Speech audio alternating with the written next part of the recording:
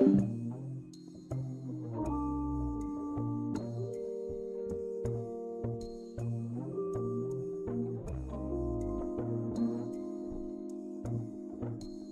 up?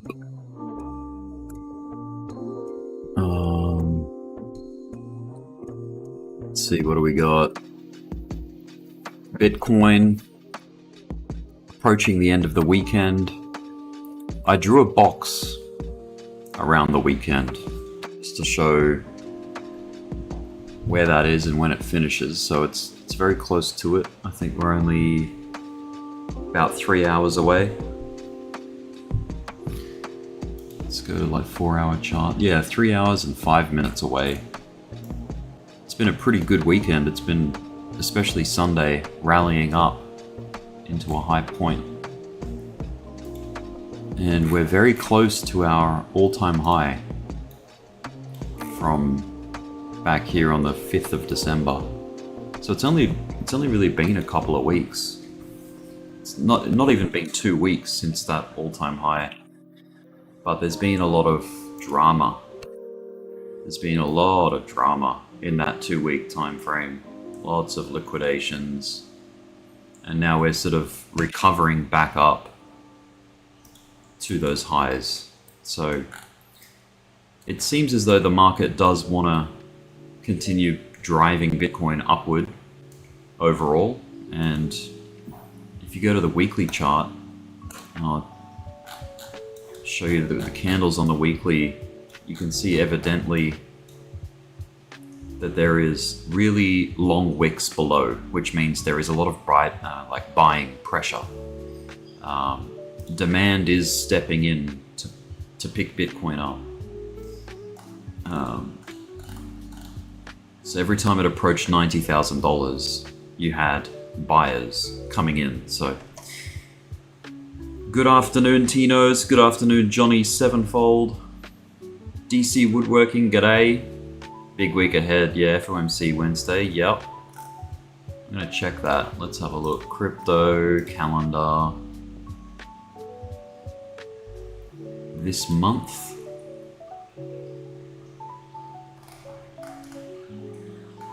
Yep, FOMC, so Thursday for me, which would be your Wednesday.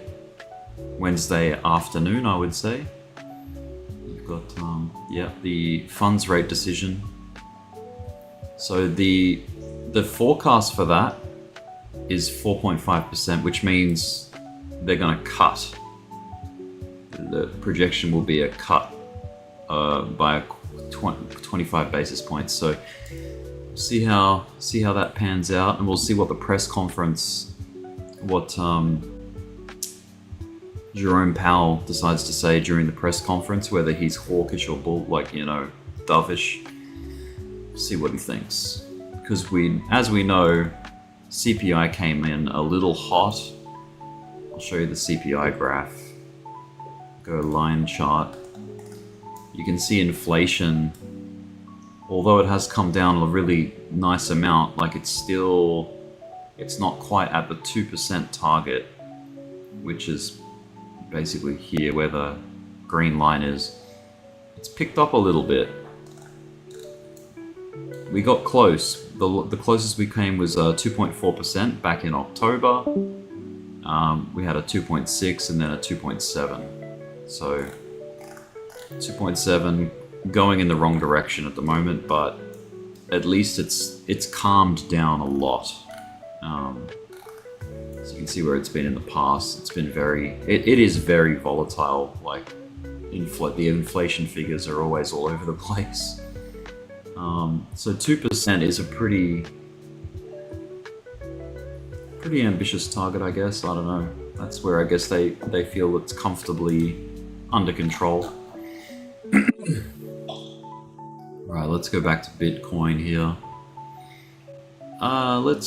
Let's find just a chart that has nothing on it. Maybe I'll use this chart.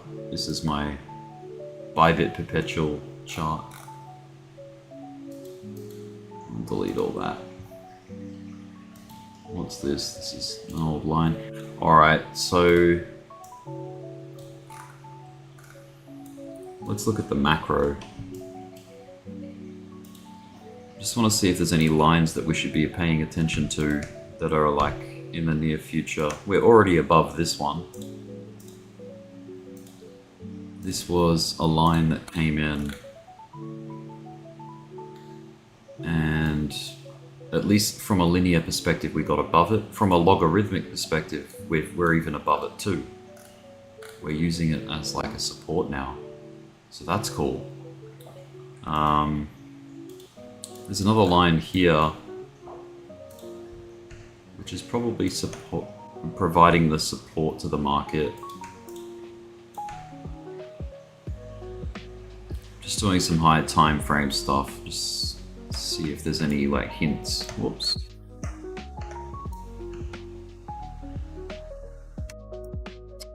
don't know why it's doing that.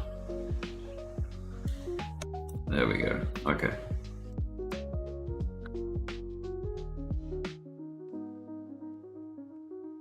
Well, I don't think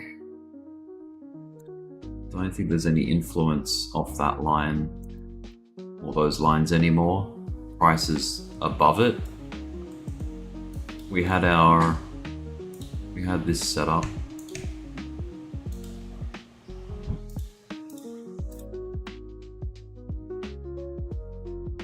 That falling broadening wedge, or the handle to the cup and handle, which was this consolidation, and we obviously have since broken out of that fantastically.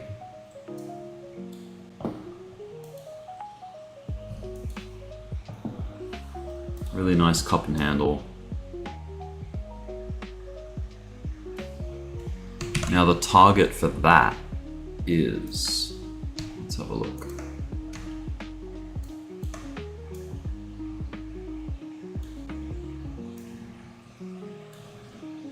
There's the neckline. We do the whole measure from the bottom to the neckline, duplicate it at the breakout point of the neckline. Even from a linear perspective, this targets 130k, and that's the full cup and handle extension. So 130 is one price target you could use. Let's change this a bit so you can see it. From a logarithmic, I don't think you should target on the logarithmic scale, because this goes way off the chart. Like, it's up at 350k. I mean, maybe some people are using it like that, but I don't know. I don't know whether you're supposed to or not, like go logarithmic or linear when it comes to measured moving, like measuring the measured move or projecting the measured move on a cup and handle. So I guess we'll find out. We'll find out which one, 130 or 350. I do like 350 more, of course.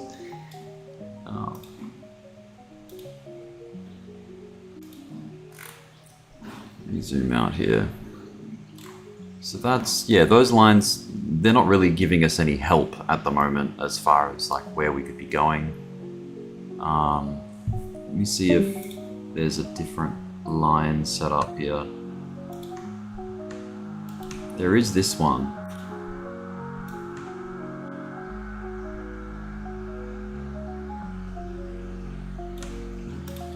We're talking about like the peaks of this cycle so far. So here's the bear market low, and everything's bull market afterwards, I suppose. But yeah, we've came into contact here. So if you're taking a pivot line or a line between two major pivots, we're coming up close to visiting that again on that trajectory. Doesn't mean we have to stop at that, I would argue, but anyway, this is macro stuff. Like, this is very high time frame. You know, look, this one got defied. This one, this A, B, and then the C got broken through and actually back tested if you go back onto the daily, you can see we used it twice as a support. Back test it, and this is linear. This is not logarithmic. Linear, I think is more of the clear picture of what happened back here.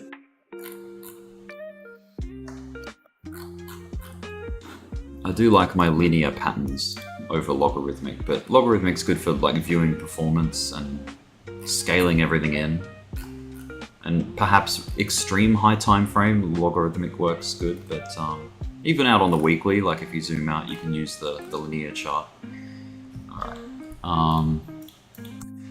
What else do we have going on? Let's go down to like the daily time frame. Are there any trend lines that are apparent? And I think there might be one like this. Yes. So right there we've got first touch or first pivot off that line, scribed by the second pivot, and that's the direction. So you can see like we actually came and used it as a pivot point for a third touch, and that's a nice trade right there. If you had this line drawn in, this is how you can find potential like reactions off a level, is with trend lines. And okay, so that's the bottom side trend on the daily chart. There's got to be a top side one. There probably is a top side one. Remember, that is our big higher time frame one, so let's make that a different color, go brighter. So a bit more locally speaking, let's see if this links up with any lines in the past. Kind of that pivot there in a way. Let's just play around with some lines here, see if we can find any answers. There's a whole series of like pivots from back here.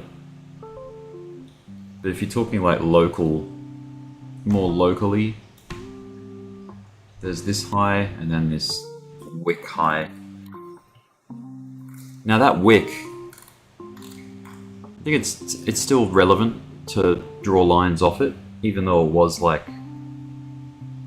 you know, extreme. Same with the dip, like the dip was very extreme, but look, the reason I say that is because, the reason I say that it's still relevant is because you had this point and then using that wick point as a B, so like an A touch, B touch, or a 1 touch, 2 touch, producing a third or C touch. So it was relevant. It was relevant to use that wick in that context. Let's see. I'll go down to the 4-hour chart. We'll see if we can see any other trends forming.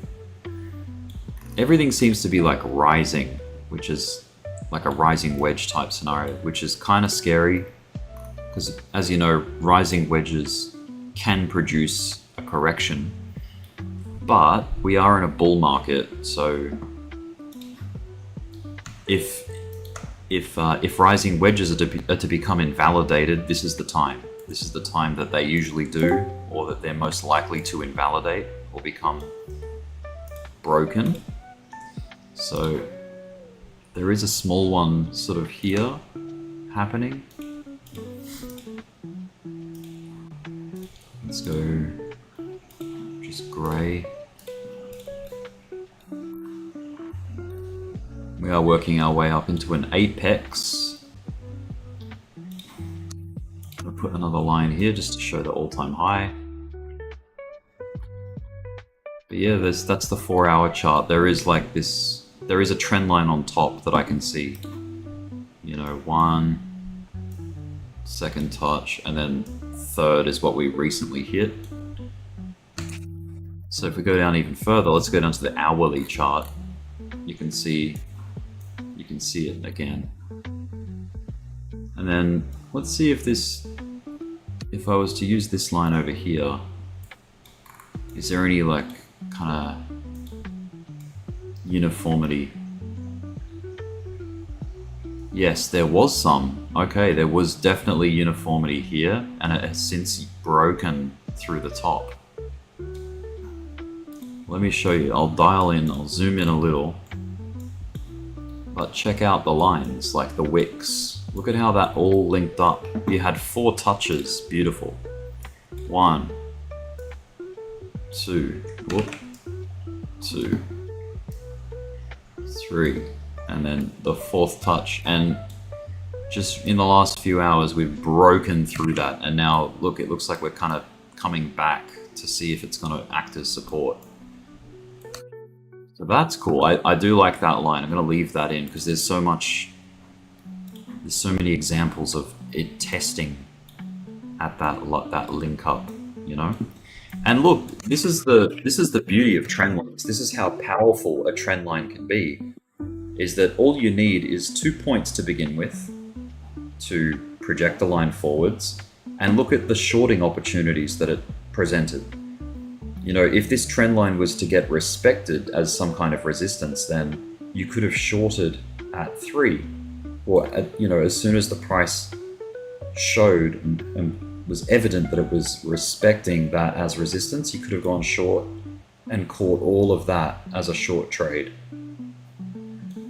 Same with 4. There was another short to take there. Let me go down past. Let me go down past the 1 hour chart and go to like the let's go to the 5 minute chart, and you can really see, you know, 2 produced the line forward, so 3 reacted and 4 reacted off that line. So that's trend lines, guys. Very important to draw. Extend the line left, it touches more points in the past. Okay, let's have a look at that.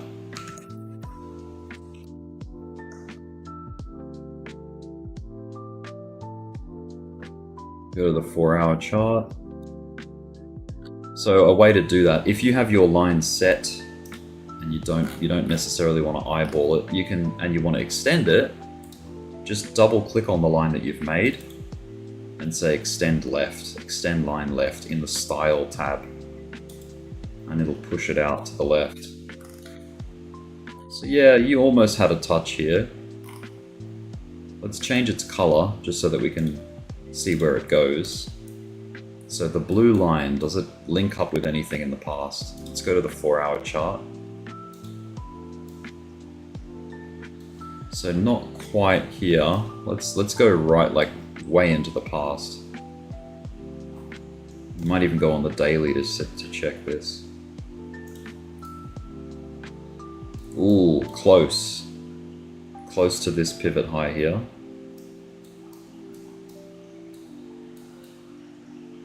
Now we're really going back in time.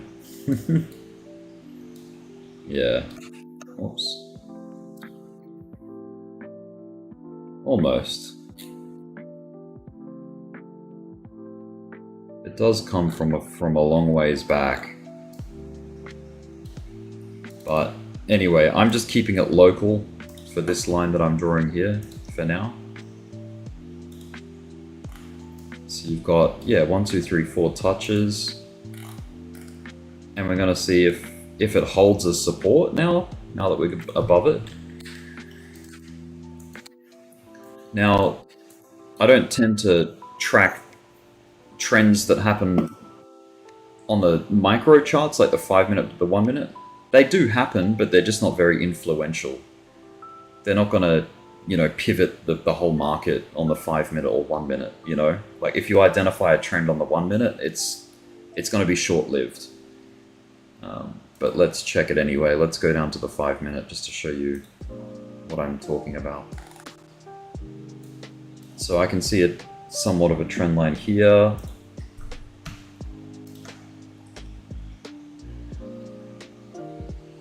It takes a bit of, like, you know, moving around, like finding where that may live, like where that trend exists. Here's a perfect example of a trend line on the 5 minute chart only influencing price for a short amount of time. Like, look, this got resolved and beaten in the space of 9 hours. So yeah, it's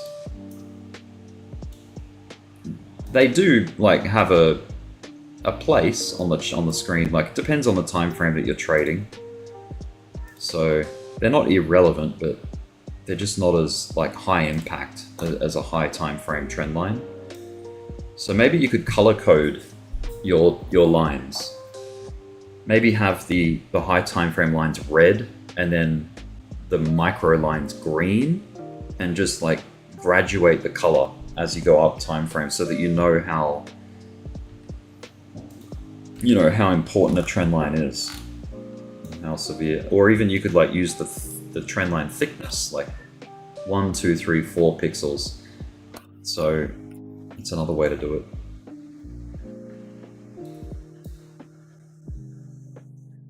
Yeah, that's trend lines. The other thing is support and resistance. That's the other major thing that people should track when they're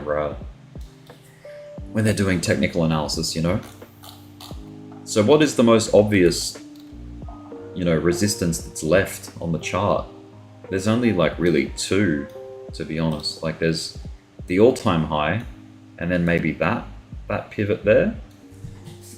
So those two are the only like real big hurdles to get through moving forward. Change the color of that. On the support side, we've got a few pivots to look at that will act as potential support. And that is this pivot here. Let's change it to like green. This pivot here, this pivoting, this was like an inverse head and shoulders. And then this pivot all the way down here, which was almost a double bottom. I'm just going to use that pivot there.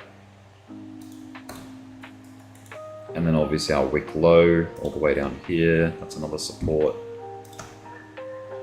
But you get the gist. Like these are all points of interest. And then this is the hourly chart. Let's go to the 4 hour.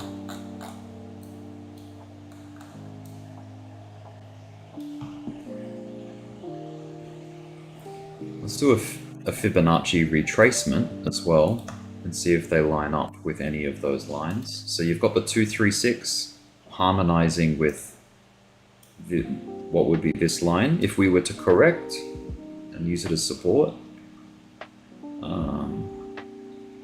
Other than that, these pivots don't really link up with any fib levels. The 0.5 Fibonacci level is 97,000. The 618 is 95.5. I don't think we need to retrace to these levels, but if it does, if we do lose this trend line here, this is what I'd be looking toward, like these two for like potential bounce point. Or failing that, like previous pivots, like previous lows. This is what I mean by previous lows. Check this out. This is a really good example right in front of us. See how this was a pivot right here. What did it do? It produced a double bottom opportunity. Yes, there was it went a little bit extra, like its swing failed beyond it, but that was a retest of that low. And we bounced violently back up after testing this pivot low. So this is why, yeah, not only trend lines, but lines of support and resistance from pivot points. Now a pivot, like, yes, that's a pivot, but it's not as significant as this. Like, so this is the primary pivot point. Just as this is a primary, same with that. Like, these are primary points where the price has pivoted direction. Secondary points are like on the way between two primary points. So this would be secondary here, so would that. Arguably this as well, like, and that, like, these are all just secondary to the primary pivots. Like secondary, secondary, secondary, secondary. Hopefully that makes sense. And then look, here's another prime. That's a fairly, you could argue that that's primary, but But also it is just the noise between, you know, between between point A to point B. Anything that happens between that is noise. And it's not necessarily as important. Just depends on the time frame. You have like a hierarchy of significance when it comes to like price pivoting.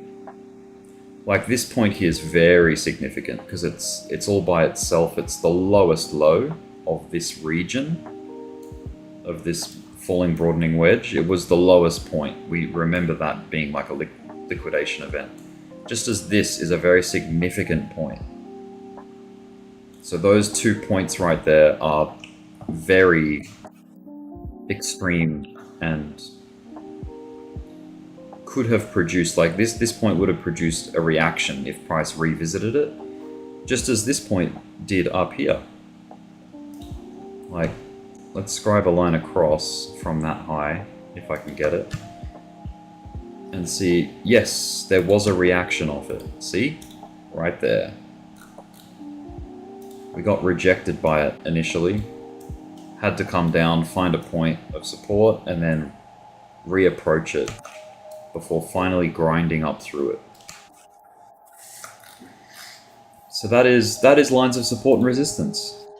And just, yeah, zoom out, try to recognize the primary levels, and they will make sense. Just look at this one here. This was the ETF approval high back in January of this year. If you were to draw a line of that high across the screen, you found a very interesting point of interest. An interesting point of interest. A very significant level produced by this ETF approval line. Let's look right. What happened off that line? Boom! Right there. Look at that. It's almost to the dollar. You had a very significant test. It was a back test. It was an SR flip. So it was a resistance back here, and it produced support over here. So this is why it is very important to track and keep on your chart these significant pivot points. And I should have a line. Let's make them blue. I'll make them like a dark blue. Maybe that one.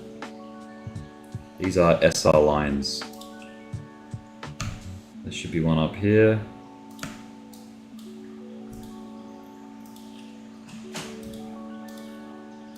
I'm gonna zoom in just so I can like really nail it on the price properly. Right there, okay.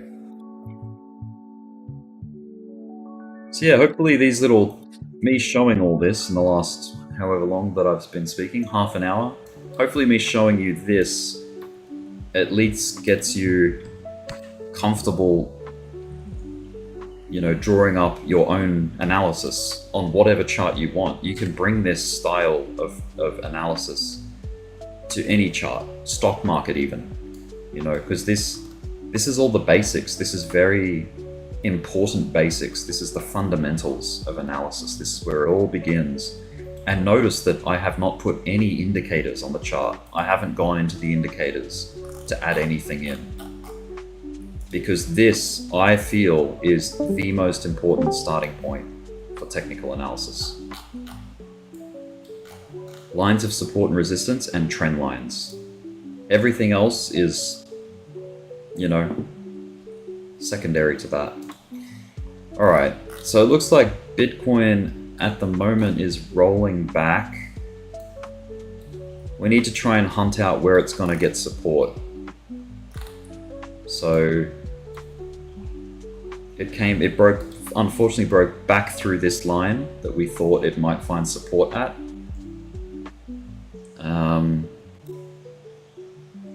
So we've got our lines of support here from pivots that could produce a bounce. We've got this one.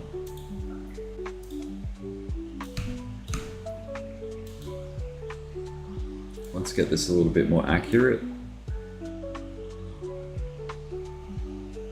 something like that. That could produce support. Like that. There's probably even a lower time frame line that we could draw in that it may be reacting to right now as we speak. That is like that. So thanks to this pivot and this pivot, producing a potential third pivot off the line.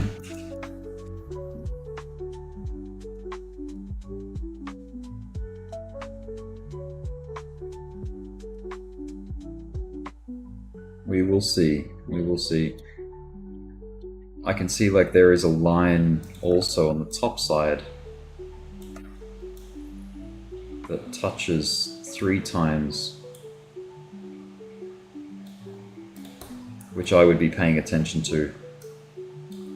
Just trying to find the extremes of the price range and link them up with a line. That is all a trend line is. Like it's pretty simple. It's not too complicated.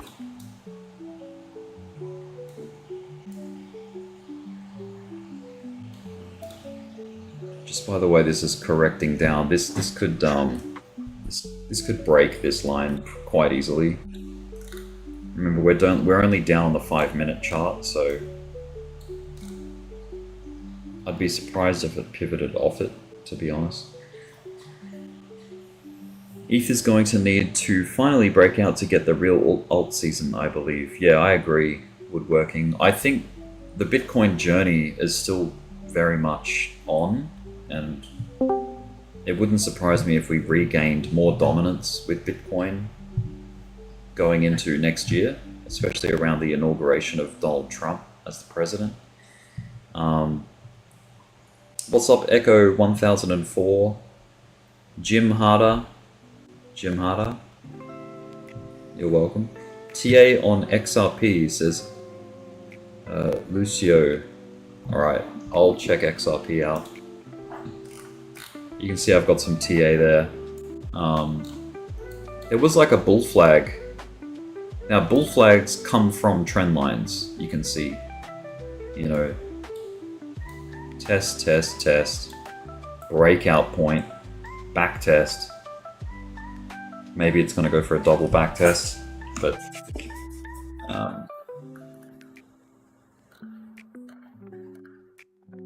that's a significant low right there, just down here. Don't know if it linked up with any previous pivot from the past. Let's have a look. Daily chart. Nothing on this, at least on this chart. This is a perpetual chart, perpetual Bybit chart. What do we got? Like 2.5 hours left of the daily candle, and the weekly actually. 2.5 hours left of the weekly.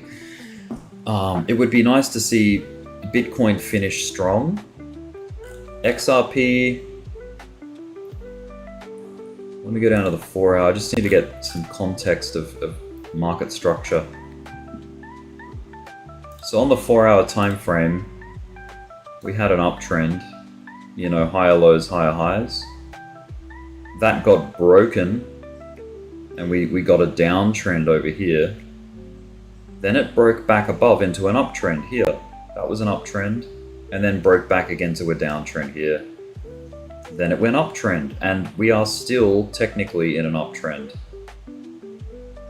So these two lows here are important to hold if we're to try and break out of this bull flag. I think if we get lower than that, then that kind of invalidates this as a bull flag, I feel, because we're going to re-enter it. It would mean that we're re-entering the flag if that breaks anytime soon. But yeah, there could be support of this possible potential double bottom, and also a retest at the top of the flag before moving up. That's how I would be tracking it right now. So we will find out. This is a big moment. Like, oh look, look. It's producing something. It's producing some kind of a reaction so far. A, B, potentially C. It's trying its hardest to hold C on the trend line. Could it be a pivot? Yes, it definitely could be a pivot point for price to come back up.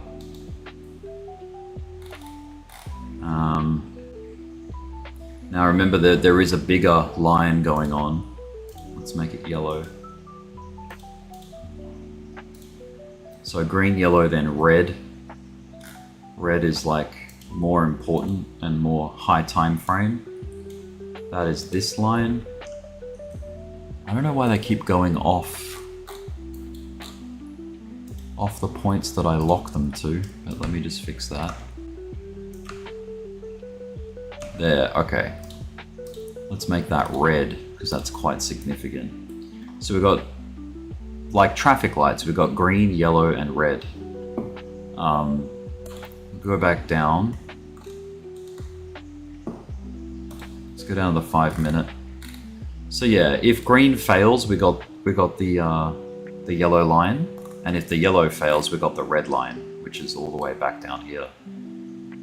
And then if that fails, well then shit, we have to zoom out and look for other reasons to find a bounce, and that can come off support resistance lines as well. Let's marry this up now with confluence from an oscillator, which is a technical indicator. Let's bring up the oscillators. I've got them in my little wave picture here. If I click on that, I've got MACD, RSI, and stochastic RSI. Let's pop up to the 15-minute chart and look at the confluence in the pivots here. So B, finding support at B was suggested by the stochastic RSI. It bottomed out and crossed back up, so that was confluence. Just as resistance off the top was kind of reflected by the RSI as well. Here, crossing. This stochastic cross. See, the problem with the stochastic RSI, it can, if it needs to, it can go back up again. Like, even though it was suggesting to dip here, it can turn around. And that's because the price is telling it where to go. The stochastic RSI doesn't tell price where to go. The price tells the stochastic where to go. And that's the same with any oscillator. Oscillators come secondary to price. And look, we are getting a reaction off C right now. So, you know, the MACD, if we rocket up here from now, like just as an example, the MACD is gonna have to turn around and arc up like that and represent that. Same with the RSI, same with the stochastic. They're all gonna have to show that move. And this is why I don't lend too much credence to what's going on with oscillators. Price action is first. Like, look at the price first, look at your lines of support resistance and your trend lines. Because that is where the meat and potatoes is. Hopefully that helps you guys. Oscillators are just, you can look to them after you've analyzed. That's what I would say. I would look to them after analyzing trend lines and support resistance. And then just look for confirmation, you know? Like, let's take the stochastic RSI, for example. Do you even really need a stochastic RSI to see that price ran up hot here and then pivoted? You don't need to go see that reflected on an RSI to know what happened. You can already guess, like, oh yeah, okay, this pivot, I bet you that was an RSI coming down and then swinging back up, and lo and behold, there it is. Same with the standard RSI, like it dipped and then pivoted. And the problem with an oscillator is, how do you really know where it's gonna bounce? Like, there's no... It can be in the middle of nowhere. Like here, the RSI just bounced out of nowhere. Like, there was no reason. At least with trend lines, I mean, I have seen people draw trend lines on their RSI.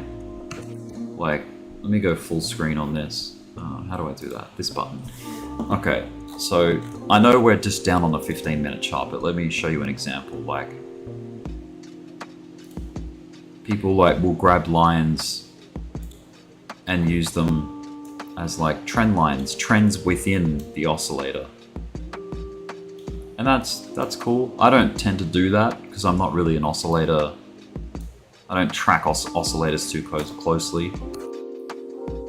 You can do that, but it's, yeah.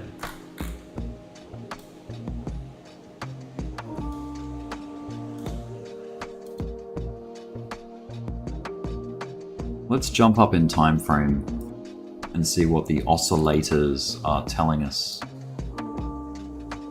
Let's go to the daily. Let's hide the drawings if we're just oscillator people now. What does the MACD tell you about the daily chart? It tells you that the selling, while it was there and it did cause a dip on the MACD, it is exhausting, and the histogram lines are getting shorter and shorter, and you could find a pivot, like a MACD cross back up, just like over here. Like it crossed back up, turned from red bars to green bars.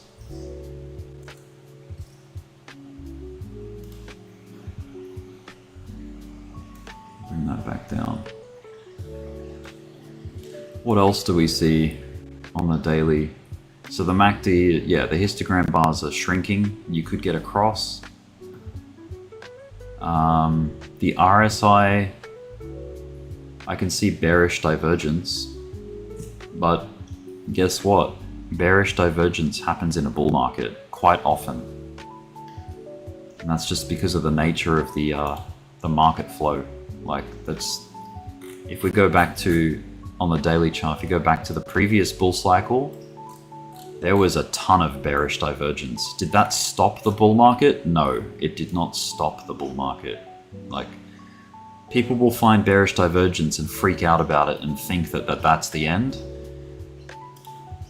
But check it out. Like, look, the whole way up, like after this high, was divergent. Because you had lower highs on the oscillator. But you had higher highs on price. So look how long it stayed divergent for. Like, all these highs are higher than the previous, but it kept climbing. Like, it climbed all the way to over here. Look how many days that is. That's almost 100 days. That's a long time. That's like 3 months of just, you know, bearish divergence after bearish divergence. So if you find divergence once, like, it may cause a pullback, but it's not necessarily the end of the cycle or the end of the market. If you go to the weekly being like a really high time frame, of course. Yeah, you can see it as well here. Like, it was all coming down on the RSI. But the price, like the market still grew, still went up.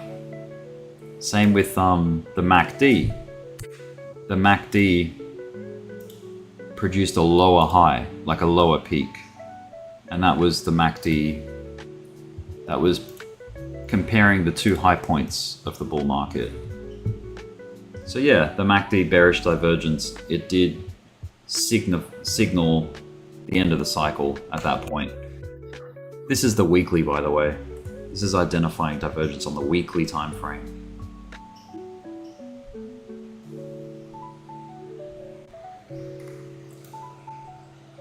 Very, very like vague, loose timing when you come out this far and looking at divergences.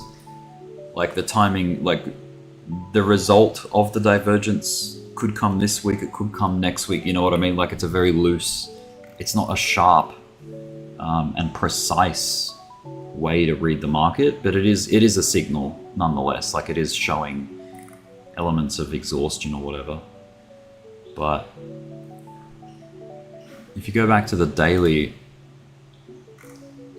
you know how we were looking at exhaustion of a bull market hinted by the divergence.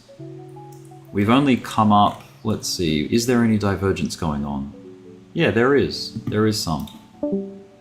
On the daily RSI, you've got, it's cooling, like the highs are getting lower in oscillator, but they're getting higher in price, like the highs. So that's a bearish divergence. But remember, that can go on for 3 months without killing the trend. So I'm not concerned. I pay attention to it, like I understand it's there, but it's by no means am I calling the top of the market because I see it yet, you know what I mean? How many people we got in here? 27 at the moment. How many people walked away? I think we got a peak of 33 at one point. Remember to hit up the like button, guys. See if we can get more people in. So how's our little pivot going on our green line? Is it still acting? Yeah, look at that. It's respecting. You see that? We had this line drawn in before the price even came down to it. You remember that, guys? You can go back in the video to see that. And this is why I'm saying, like, trend lines are incredibly powerful. It should be the most important thing you look at is trend lines, I think. They are very helpful to trade off. So let me write this down so that you can see it written and take a screenshot if you want. Trend lines are, I would say, the most influential,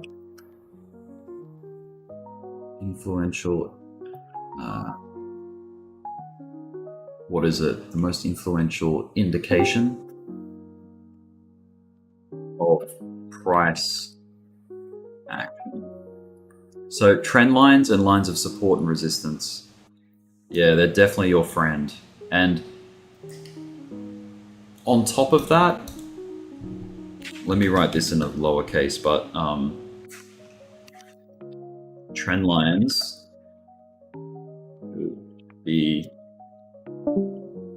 trend lines are more often respected by the price.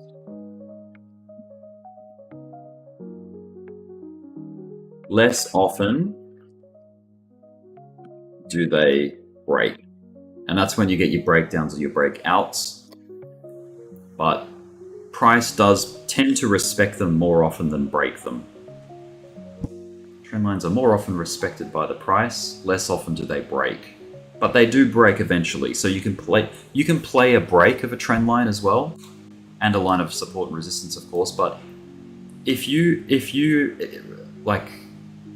approach a trend line, if price is approaching a trend line, more often than not, you will get rewarded for playing it as a respect of the line than counting on it breaking, if that makes sense. Especially high time frame trend lines.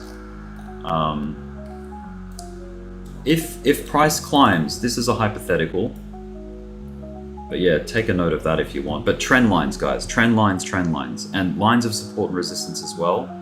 But I do like trend lines. As hypothetically, price seems to be climbing back up again. We have a trend line of A, B, and C. Do you think we get a test of D? I think, yeah. It's a very high likelihood that if price comes up, it's gonna react. And that could be a short opportunity. Like this could be where you go short, is because you've got a trend line and you expect the price to react and respect it. So as a measure of priority, I would say respecting a trend line comes first. And then if it, I'm just gonna write it out, respect. Looks like graffiti. And then secondary, so that's primary, it respects it. Secondary, it'll break it or invalidate the line. Now, one thing that sort of indicates a break is a wedge. Like, so this is a rising wedge. We know that a rising wedge is a textbook bearish pattern. So that means the line that's more likely to break is the bottom side line. So this one, I'll perforate it to show you that that's the one that the textbook suggests this line will break before the top line. So, you know, if everything played out textbook, this would happen. Something like that. But as you know, we are in a bull market, so there is a chance that the rising wedge just gets invalidated and we go up through it because we're bullish. It's that rare time of the cycle where bearish patterns become invalidated because we're in an uptrend. Same as when we're in a bear market, bullish patterns get invalidated a bit more often than usual when you're in a bear market. And that's because of the flow of the market, the influence of the price action. But let's see if this little bounce, see, like with the respect of this trend line getting met and we had a reaction off it, that's great, but that doesn't necessarily mean that it's going to send it to the moon. You know what I mean? So if a trade was taken here, you could take profit at the first sign of the loss of momentum if you want, you know? That's up to you. Like, taking profit's another story, but if you go down to the 1 minute chart, I'm sure you can find a micro trend. Like, let's have a look. There's one, like there's two pivots here. Oh, wrong tool, hang on a second. There's 2 pivot points here, 3 pivot points actually. If you go over here, in a minute. There, to over here and touching. I think that's a significant line that we may have a reaction off, if we come up into it. What other micro trends do we have going on? There could be one here. It's only got 2 touches so far. But if that is a pivot, pivots are what produce the points of a trend line. There's also like something here too that we broke out of. So like that became invalidated. But you can see what I mean. Like the 1 minute chart, it's not very strong. It's not a powerful place to find trends. But there are trends. They just don't last very long and they're not very strong either. Like they can break quite easily. And sometimes they're a complete mess. Like you just can't find a trend between 2 pivots. Look at all that mess. Like it's just not very clean. But other times, yeah, I don't know. Like it can help. It just helps to have them in, just to get a feel for where the price is and the price action. If you go super micro, let's go down to the 1 second chart and zoom out. Look, there's a line here, starts over here, uses there. We're already bouncing. This is more of like an SR bounce, like a resistance. So you have resistance here and then potential support. It's not totally clean, but let's go out to the 1 minute. It's funny to say that. Let's go out to the 1 minute when you're zoomed in so close. But look, that is technically, that is an SR. Like that is resistance, resistance, and then possibly support here. It's producing support.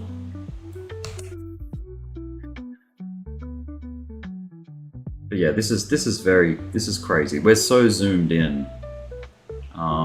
You have to be like a micro scalper to get plays going off this chart, this time frame. Not impossible, but it's very finicky, and your targets have to be very local. If you're playing any kind of activity on the 1 minute, your targets are conservative. Like you're not targeting to the moon. You're not getting into trades that last 3 weeks off the 1 minute chart. If you're trying to make a trade that lasts 3 weeks, take signals and direction off the 4 hour or the daily, you know? That's way more helpful because your higher time frame, it's higher influence and it's just more powerful. Some analysts don't even go below the 1 hour chart, if that helps you understand like how irrelevant the 15, the 5, the 1 minute chart is irrelevant if you're a swing trader. Maybe you would only use them if you're trying to like really pinpoint an entry after analyzing the high time frames, but yeah, some don't even have them. So good practice, like slow the market down by zooming out and just take signals off high time frames like the hourly chart or the 15 minute at best. If you need to sort of, if you need to do things intraday, then yeah, sure, use the lower time frames, but pay attention to what's happening up here. It matters. Like it's of high importance, the context of the high time frames, because it's easy to get just lost in the noise if you're zoomed in every day, like, and you have no bearing on what's going on, like with the broader market direction.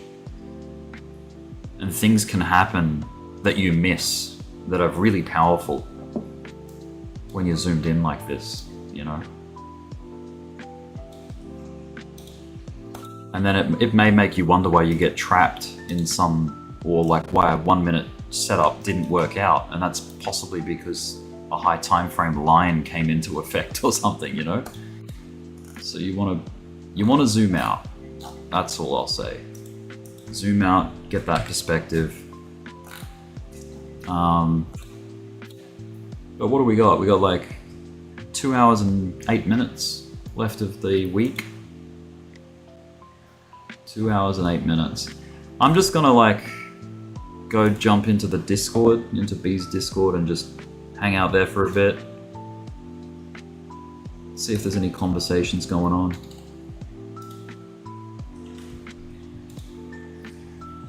Quite possibly not.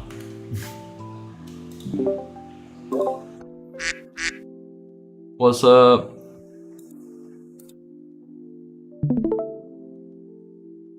I've just been streaming. Well, I am still streaming. Got YouTube with me. YouTube's 27 people listening right now.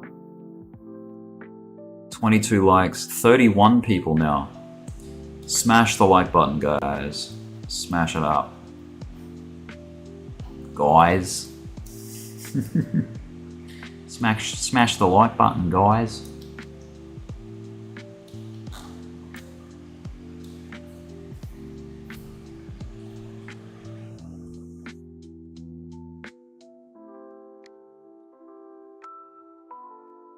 You've just been going through trend lines all morning or all evening.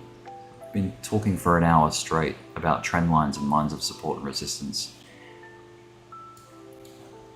And we nailed, by the way, me and YouTube, we nailed that most recent local pivot thanks to paying attention to trend lines. We got it. We got them. We got them. You know what I mean? we had test, test, producing a line and reacting off the line here at C. So that was a long, that could have been a long.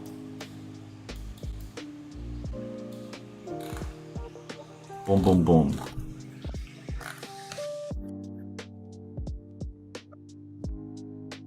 If this green line breaks, my next point of interest would be the yellow line here. Because remember, that came from a higher time frame and still has influence. Because you have that one and that one, and potentially producing a reaction somewhere here if it dips into it.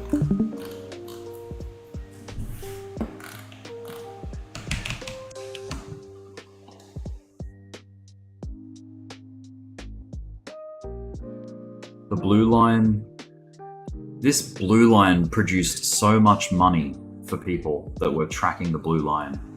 Even if you came late to the party, like you had that pivot, you had this pivot,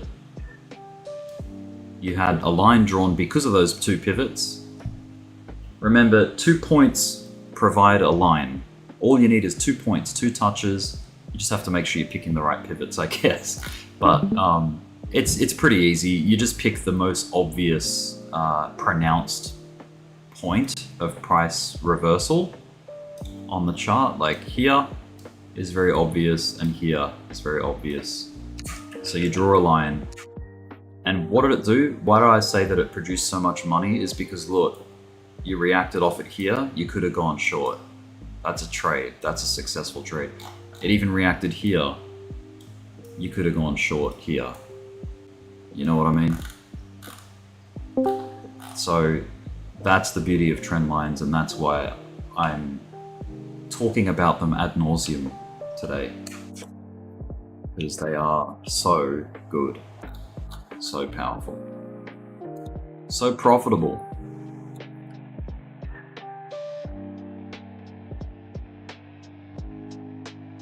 Right, I'm going to change back to my BTC, USDT, Binance spot chart. It's where I do most of my Bitcoin watching on.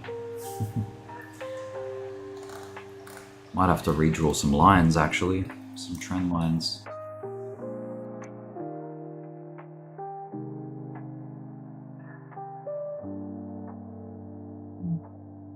It's tricky.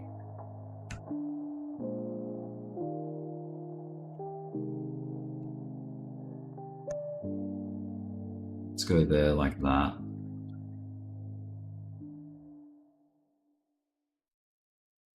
Now that is like a red, I would say. This one here was our yellow. Oh no, that was our green, that's right.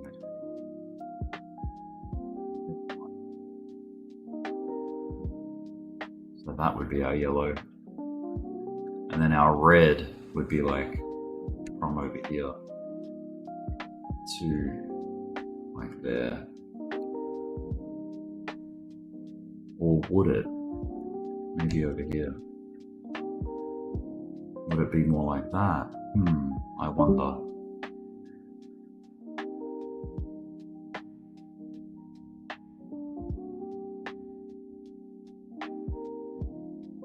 You've got another lazy line coming up, moseying on up from over here. It's a bit of a strange one, but that could potentially produce support if we crash into it, if we correct down into it. That's a fairly long ways down. That's back below 100,000, well below 100,000. And then, yeah, once you get your trend line in like that, you can just extend it. Extend right, lock it in.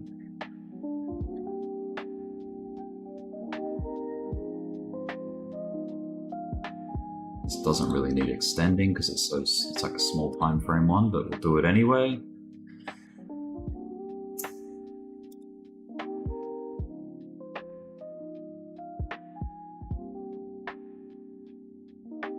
But we don't have long left of the weekly candle. Is it 2 hours? Yeah, 2 hours and 1 minute. So yeah, this trend line, man, it's this green one. There was a little long to take. Like if you're a scalper, like if you're a little day trader, you could have taken that reaction off the trend line as a long, like a little trade to take. Where's the pivot point to it? Over here. Okay. You got it. Yo. What's up, guys? I'll choose that. Is that lucrative? Yes, sir. Hey, what's happening, man? Just hopped in. Just He chilling? was just teasing all day, and then now the alt's giving it up. Yeah. Yeah, there's a little bit of retracement happening across the board. Nothing too dramatic, like a couple of percent. Yeah, not yet. We'll see. Yeah, we'll see if it. Last Sunday set up a little bit similar to this. We kind of had a bloody Monday. We'll see. It's setting up for another one. Yeah. Ooh, GTC is down 20% right now. Whatever GTC is. But then you look Looks is up 13%, CVC's up 12, Phantom is up 10 or 11. So yeah, it's a bit of a mix, but mostly slightly red. Yeah, most things are like slight red. Ooh, XRP. Yeah, with Bitcoin pushing highs like all day, yeah, we would have expected to see some better movement on these alts, and the fact that they kind of hung back, and then the second Bitcoin pulled back a little bit off the high, they kind of jumped off a cliff a little bit here. I tend to think that's not a good sign. Yeah. So YouTube, just a very quick little point. See how price is coming to threaten this trend line now and lose it? That could be a short opportunity on Bitcoin. You could take the break of this supporting trend line as a short entry, and the invalidation for that can be quite local. So it's a cheap trade to take. Like the invalidation's quite cheap. There's a couple of ways to find your invalidation. Like you can even set your stop just above the recent swing high. But let's hypothetically, let's paper trade this. Let's go short at the break of this trend line and set the stop like nearby. You can even just keep it tight. I'm not saying to follow this as a trade, but if it breaks, like, you can jump on it. You can jump on the break of a trend line like this, just as you can jump on it when it breaks to the upside. All right, so let's just say we're in. We took a short. It's reacting off the line. So if this is a stop out, it's a stop out. It happens. This is the sort of chance you take. Every time you take a trade, you're taking a chance, and you could stop. You could get stopped out. And it's better to eat that stop loss. It's better to get hit at a stop for being wrong than to let it, cross your fingers and just hope it comes back around to get you. It's better to just let the stop do its job. That's the whole point of a stop loss. But yeah, we're still in the trade. Let's have the stop loss here and see if this plays as a breakdown in price. It might need a little time to cook. But that's the cool thing. Like once it's all set up, once you have your stop in place, and let's say you're targeting. Let's say you're using like a risk to reward targeting system, so 2 to 1 or something. Then all of your orders are already in place. You've got your stop loss in place, and you've got your take profit in place. You can just sit back and watch the show, All the work is done. The work is done. and you just go let the price provide and produce the outcome to that trade.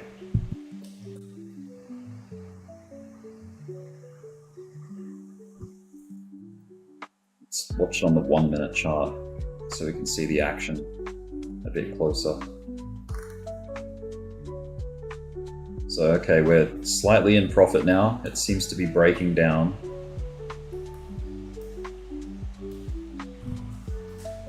Very early days. It's not quite convincingly broken it yet. I think this here could be a pivot low, like a trend line that may get swing failed even, just locally. Let me turn off this extension line.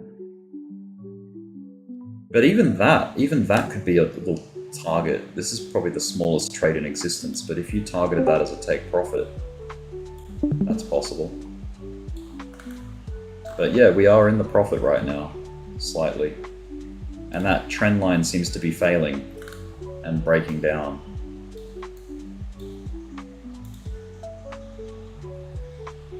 Now it's threatening that line. Let me delete it just so we can see it better. Zoom back in.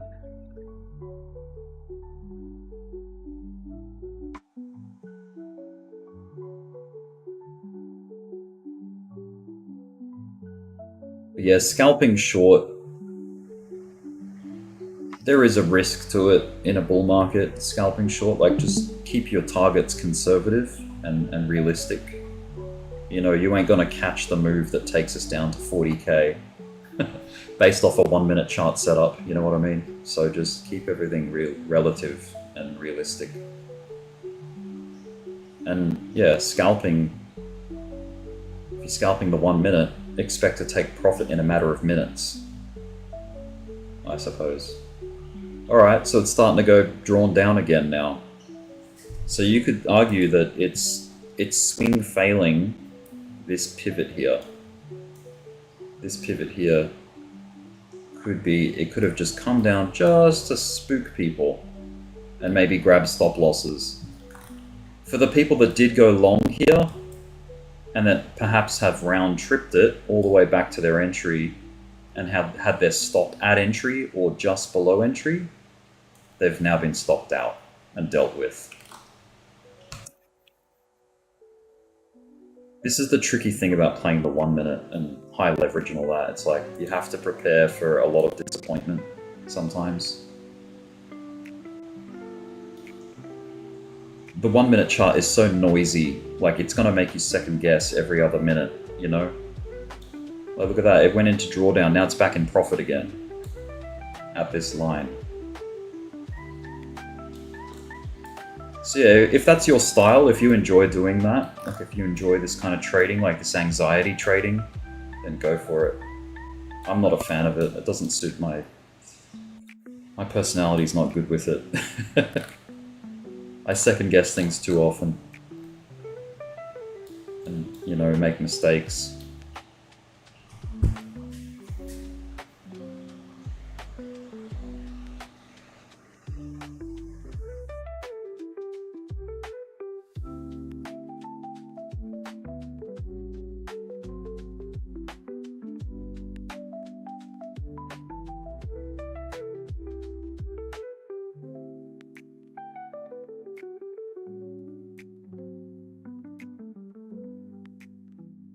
But anyway, let's keep all the lines where they are. By the way, a trade stopping out is a successful trade, if you ask me. And a trade taking profit is also a successful trade. Why do I say that? It's not successful because you made money, but it's successful because you followed your rules. You know, if you executed a trade and followed your rules within that trade, that's a success.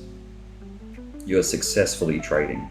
You're supposed to stop out if you're wrong, you know? If you don't stop out, if you move your stop loss or you delete your stop loss, that is unsuccessful.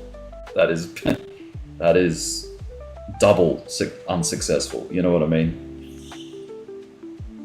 It's like you broke your rule and now you're paying for it, kind of thing.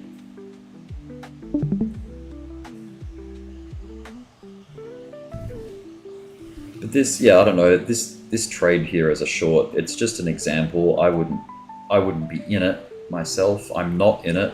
This is just showing like if a trend line breaks, you can trade it. You know, you can trade it short if a support fails. You know, or if same on the long side, like if a resistance breaks, you can trade the breakout, and you know if a trend line gets busted through, you can trade that.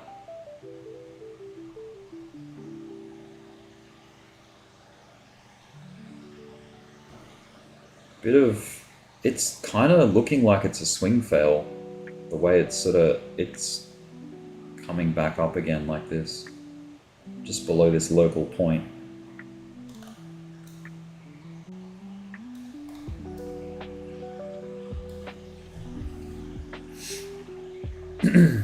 Ooh, here come the buyers. Are we going to get wiped out? Probably. Every time I do an example live with a trade, a lot of them stop out. I think there's been only a handful of successful examples of things, but you know, it is what it is.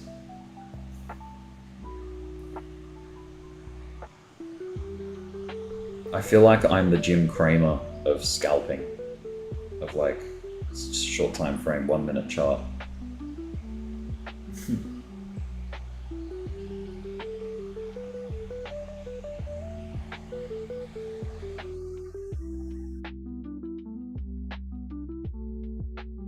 And this is what I mean by the anxiety time frame. Let's say this candle, big bullish engulfing 1 minute candle, that made you change your mind. So you close this short idea and you go long like immediately. And then it comes up and you're like, hell yeah, I'm right. And then it, oh, hang on a minute, my original idea is correct because it's coming down again. Like it's so it can be so choppy and changey because the 1 minute chart is just full of noise, like full of indecision and random crap. Like, yeah, it can be tricky. Especially when the trend is not strong at the time. Like if you're in a range and it's just, you know, doing range bound stuff. Yeah, and the thing of it is, Rick, like, I mean, you see the same type of movements, the same choppiness on larger time frames, but yes, if you're trading those short time frames, most of the time the people that are doing that are using some type of leverage, because in order to make those small moves worth it, you've got to be leveraging somehow. And then, you know, those small moves, there's very little room for error, which, you know, as to your point earlier, it's the high stress, it's the, you know, whatever type of trading. So it's what, you know, it's what makes it so much more difficult. Exactly. So it's like, okay, give it a go. If you want to like learn how stressful and frustrating the 1 minute chart scalping can be, go for it. But I kind of left that last year. I departed away from doing that, and I've tried to become more of a swing trader / you know, I'm just riding the cycle up. I'm still in my DOGE position. I've got an XRP position as well. They're still waiting on Bitcoin to make its decision on much higher time frames. So, and there's no stress. Like I can go to sleep and not worry about getting liquidated and all that kind of crap. The only thing that keeps me up is the excitement of missing the price action or something, just to watch it and see, you know. That's what can keep you up or make you wake up earlier than you usually would. But yeah, you'll figure out what suits you. Some people excel on the 1 minute chart and they have a lot of enjoyment and they pull profits out of it all the time. But yeah, it just depends.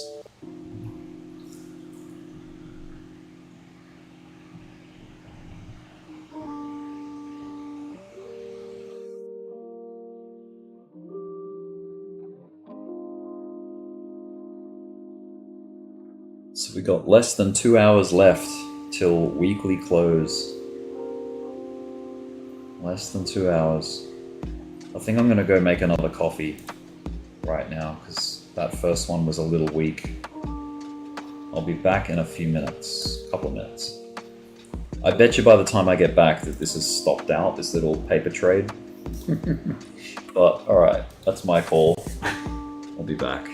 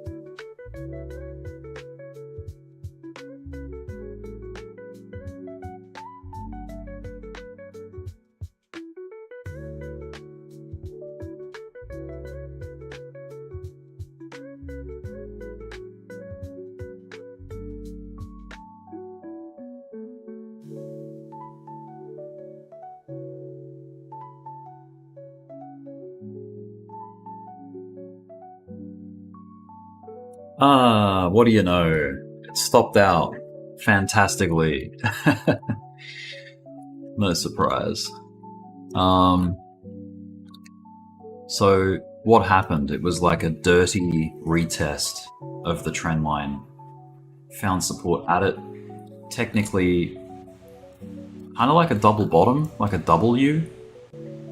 And it was a swing fail below that previous low.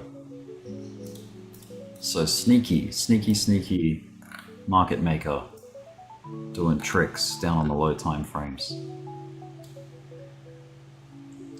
$102,600 was the level basically.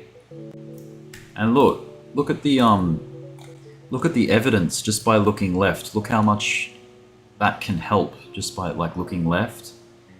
You had like 1, 2, 3.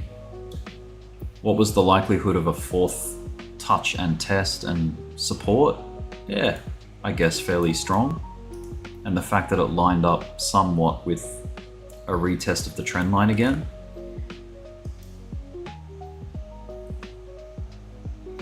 I guess, yeah, the more you do this, like the more that you follow trend lines and lines of support and resistance, you'll get the hang of, you'll get the feel for like just the flow of the market and where to go long, when you can confidently take a position and stuff. It all, I feel like, I suppose it all comes with practice. And I'm very much still learning it myself and getting used to it and getting good at it. Like, I am by no means good at it or a professional or anything like that. I'm just an enthusiast that wants to get better. Probably in the same boat as you, a lot of you guys. Like, by no means am I trained or like qualified or anything like that. I'm just self-taught, you know, trying to figure it out, trying to make money off it. It's as simple as it is. But hats off to the gurus, the crypto gurus, and the clairvoyant people, the people that can make money doing that crap and making predictions and stuff. Like, yeah, that ain't my cup of tea. I don't have a crystal ball, sadly. And I think the misconception is that technical analysis is a crystal ball. It's really not. It's definitely not.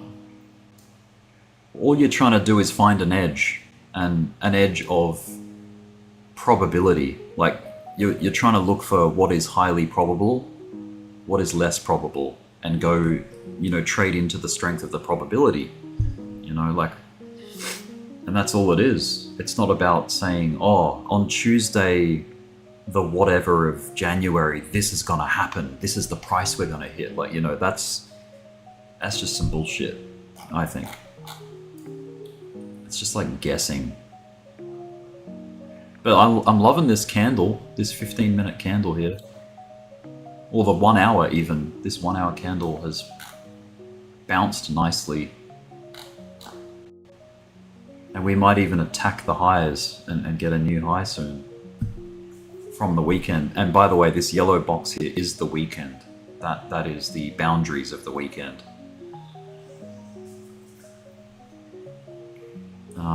Here's the center point from where Saturday turned into Sunday.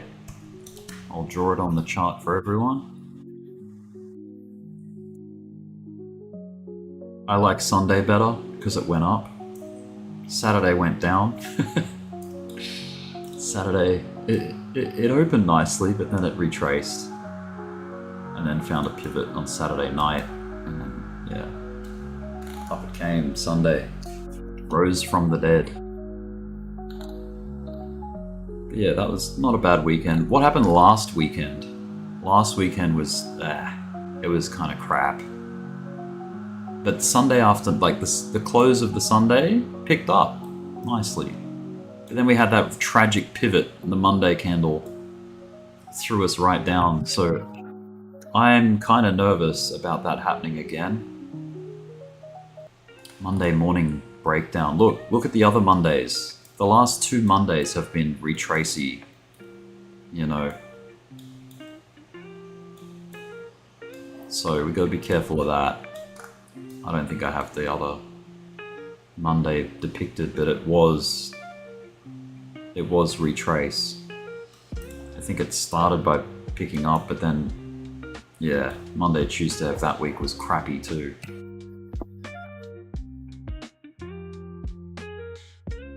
I think there's an indicator called the weekend indicator, and it just highlights where the weekend is. Yeah, there you go. So you don't have to draw boxes like I did, necessarily.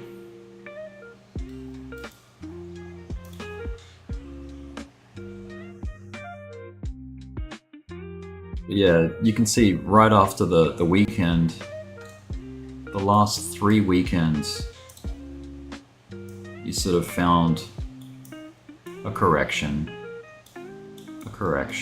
And I think a lot of that's to do with the stock market.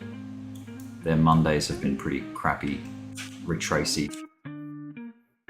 So get your shorts on maybe. Like, you know, if we find resistance up ahead violently, then that could produce some nice shorts for the time being, you know, like why not trade the price action if it's there, I suppose.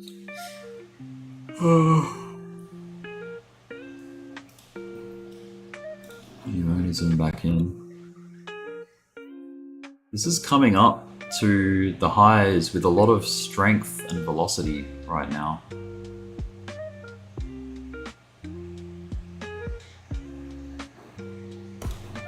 Or is that what they want us to think? It's what they want me to say out loud to everyone so that it can rip it in the other direction.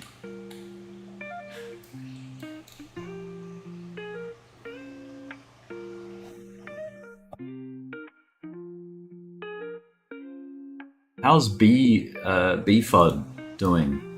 I haven't looked at it in a couple of days. Or the last couple of hours. BFUD. Still in the same range it's been in for for a while now. It pushed up a little bit yesterday, came back down again today. So towards the bottom of the range, I guess. Last time I looked, at least, which was a few hours ago. Yes, I see. Yep. So it's revisiting the lows that set in the last couple of days. Yeah, that's alright. It's cool to see the little accumulation rallies that go up as people get into it. But yeah, it's like range bound, I suppose, at the moment. Got the high side and the low side.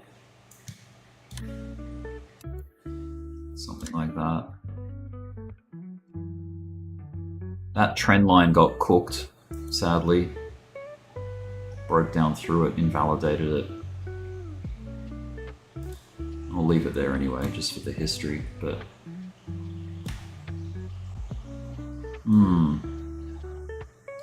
And once again, it is doing TA on something that's so fresh, and that people are just blindly, not blindly, but it doesn't have the same rhythm as as a pair that has lots of volume and participation, you know, and rhythm to it. But yeah, maybe you can say this has got a head and shoulders on it, you know, you've got a group of highs here, a head, and then now we've just made a right shoulder.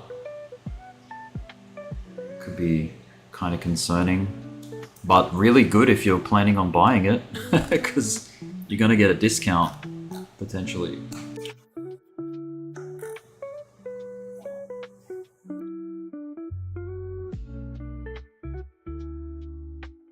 To be fair to technical analysis on it, it was in a rising wedge, from what I can see, and it fell out the bottom of it. So that's, okay, that's textbook. That was, you know, you could have expected that breakdown.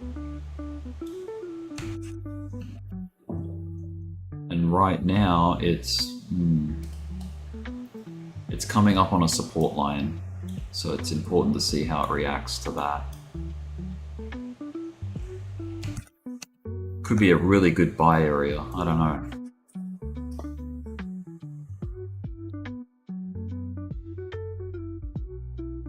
How's Bitcoin doing? Still playing games. Breaking everyone's hearts. That was like a hammer on the 15-minute chart for Bitcoin right there. A hammer that threw us back up and caused like a nice little rally that went up almost 500 bucks, 420 bucks. 0.41%, which is a big deal with Bitcoin. That's some good price action. Half an hour left of the hour.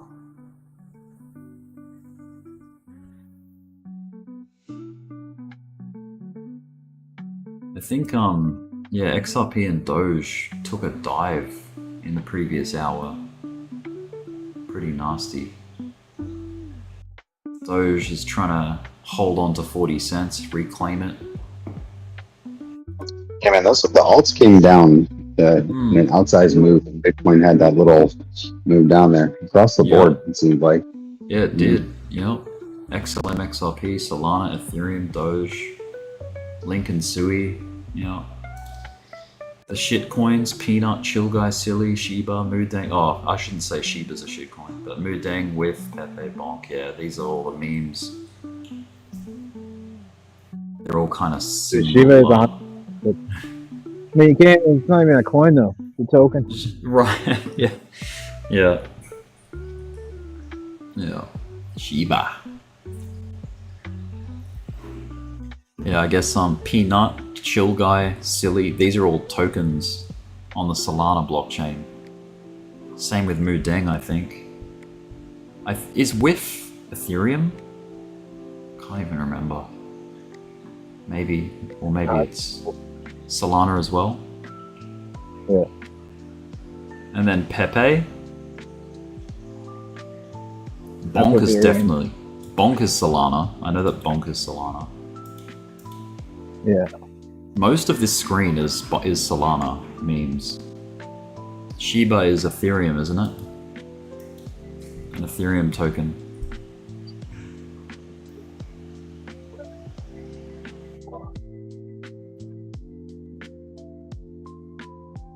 I'm gonna Google that.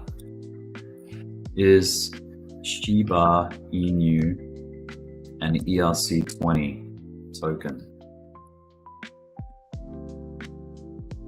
Yes, Shiba Inu SHIB is an ERC20 token. There you go. What about Whiff? Is Whiff?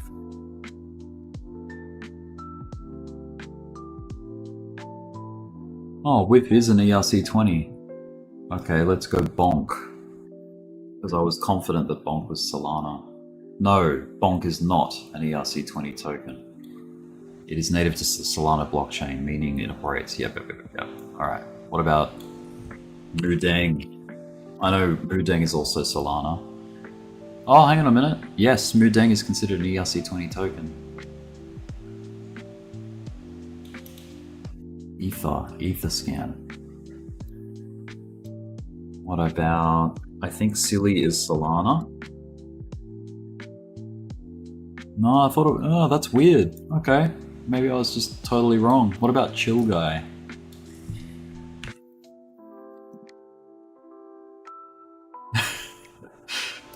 They keep saying, it just keeps saying yes. Chill Guy's also ERC20, they think. They say. Yeah, for some reason I was thinking that Pump.Fun only produced like Solana based tokens.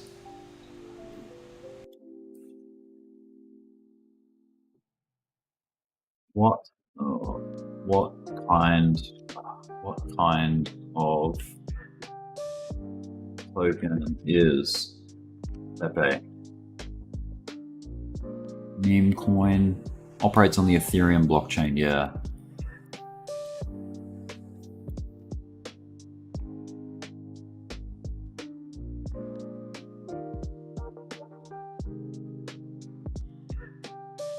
Okay, there's a conflict. There's a WIF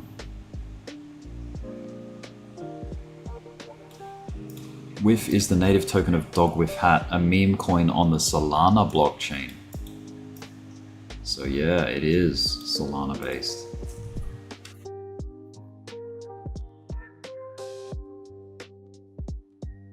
Mudang. Now it's saying Solana based meme coin. So there's contradictions through Google. That's weird.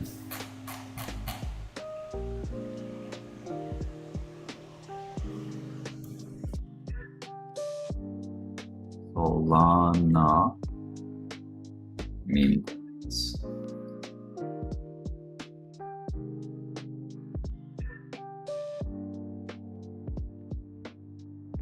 Here we go. Rocky and Myro, Dog with Hat, and Bonk. They're all Solana. Dogs. Yeah, with Bonk, Myro, Samo, Duco. Primates, Ponke, which is the monkey coin, and Harambe, the gorilla. Cats, Wen, Popcat, Loaf, Chonky. Dragons, Smog and Silly. Solama, that's cool. Honk and Peng. Damn.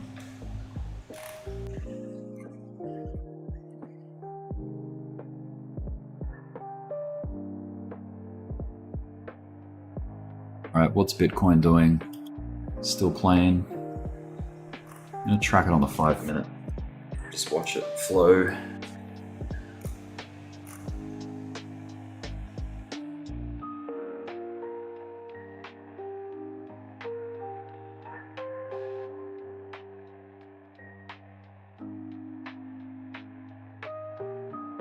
What about Ethereum meme coins?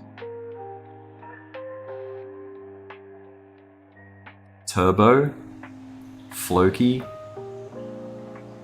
Shiba Inu.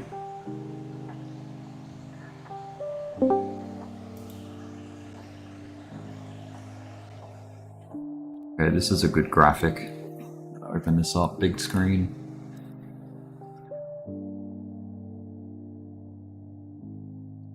So it's saying Ethereum is Shiba, Pepe, Floki, Meme, and Trump. BNB chain, Doge, Baby Doge, and Quack. I didn't realize that Doge was a BNB chain thing. I don't think that's, I don't know about that. Whiff and Bonka Solana.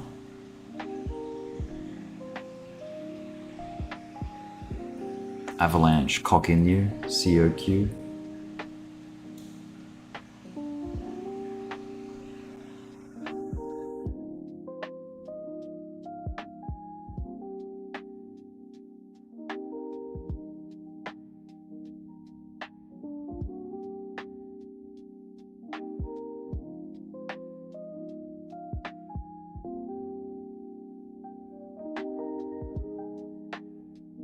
Thank you, Luke, for the tip.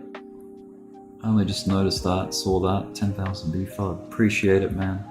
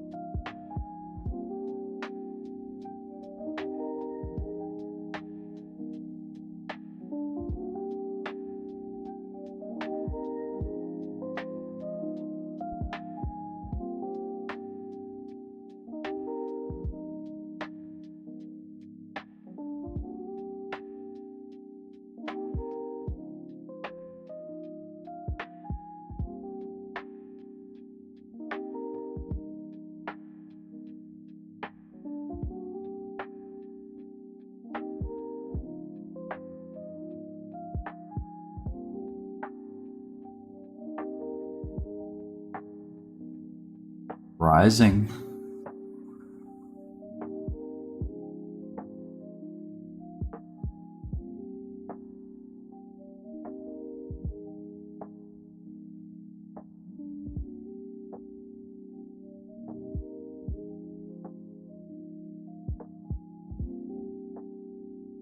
$39. 840.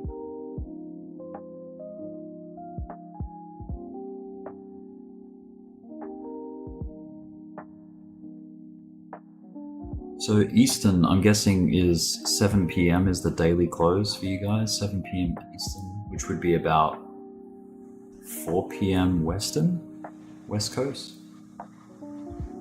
and like 5 or 6 Central, maybe 5.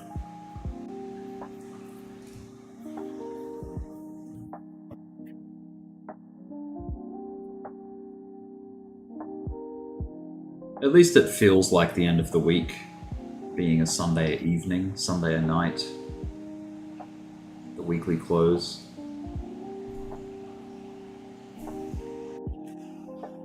Definitely feels more like the weekly close compared to Australia. We're like 10 hours ahead of UTC, so we're a little bit off kilter. The rest of the planet.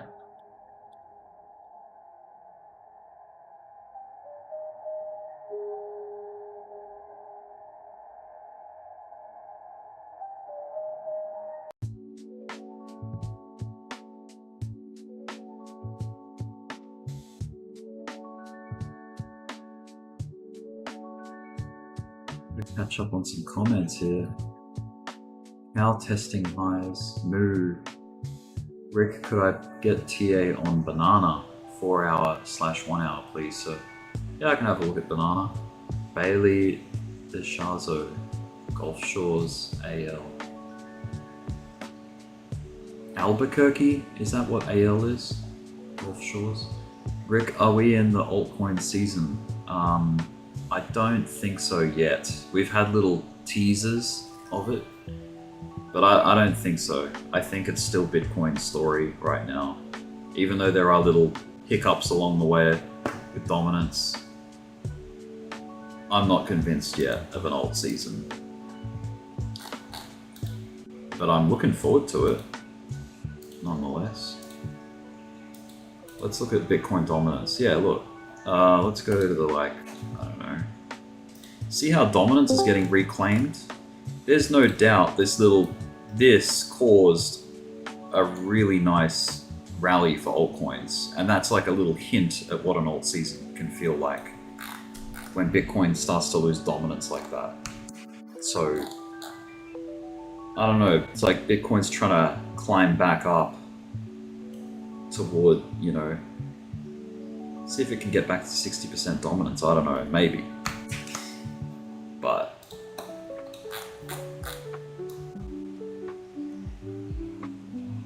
how many days left of the year? There's only like 2 weeks left or something. 2 weeks in a day. That is crazy. 2024 was kind of, it wasn't as good as 2023, I think. 2023 had all of the big moves in it. I want to compare it. Let's go to like a blank Bitcoin chart. Where's BTC? BEC, mate. Let's just use. Am I in the right list here? Here, let's use this perpetual chart. Let's go to like the weekly time frame, and I'm going to zoom in so that 2023 and 2024 fill the screen. That's 2 years of activity.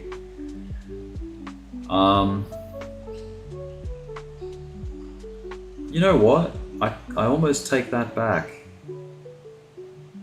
2023, as good as it was, look at the runs that happened in this year. It's just that a lot of this year was spent in that falling broadening wedge, which made it feel a bit boring, and you know, it was like a big reaccumulation after a rally in January. January, February was really hot. Like it, you know, we broke out. The inflows from the ETFs were underway. But yeah, hitting that, what was it, 74K? We'll just call it 74K all-time high. We were under that for many months. I'm gonna measure that out. How long, how many weeks was that before we came back up to break out of it? 34 bars on the weekly, that's 34 weeks, 238 days.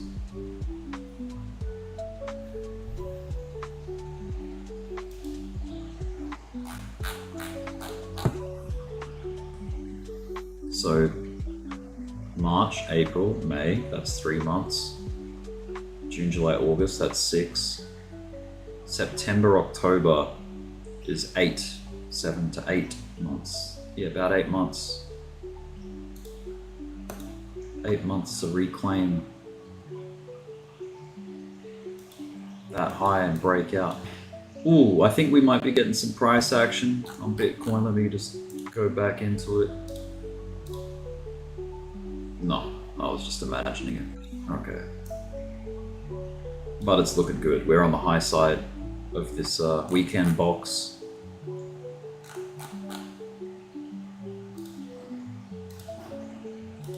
What was I going to check out? That's right, I was going to do some TA for someone on altcoin. Banana. I've never looked at banana. Banana Teva on Binance. Wow. It is a fairly new coin. It only came out in July of this year. Very volatile. Look at those like rips and then completely giving it all back. At least in this instance, they've like ripped up here, gave it all back, rallied up here, gave probably about half of it back, rallied up, gave all of it back, like from the starting point. Very violent. But if you expect another spike, like this could be a good area to look for an entry on it if you think banana is going to repeat its behavior. That could be something. It's very wild. If you're scalping it, it's in a downtrend right now. Like it's definitely in its own little bear market, really.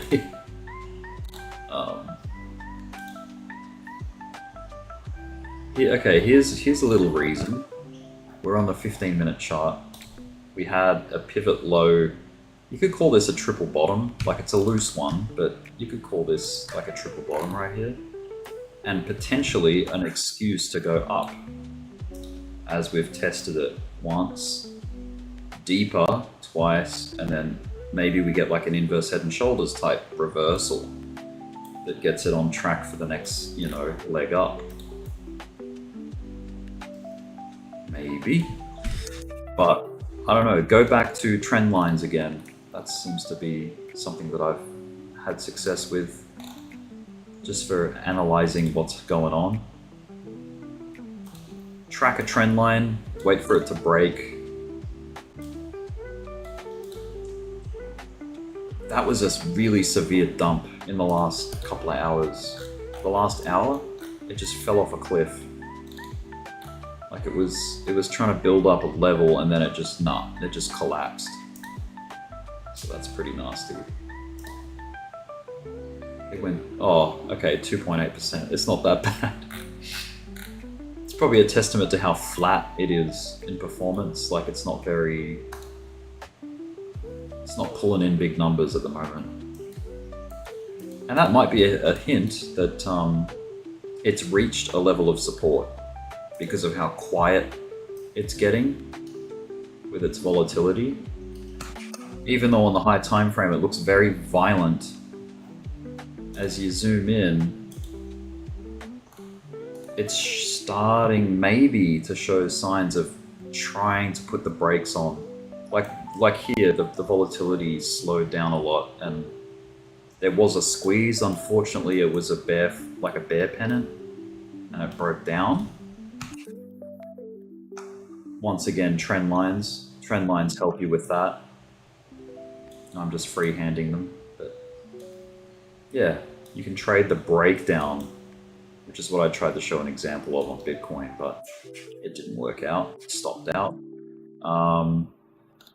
There is a trend line here. Like, check it out. It's very prominent. Comes all the way from up there. Something like that. So when that trend line breaks, that could be a really good long on banana. But yeah, just track the progress of the support idea. Like, you wanna make sure that support's in. You don't want to be in it as a long early. Like, don't front run the breakout. Wait for the confirmation, like wait for the evidence that it's actually doing it, rather than guessing. That's what I think about banana.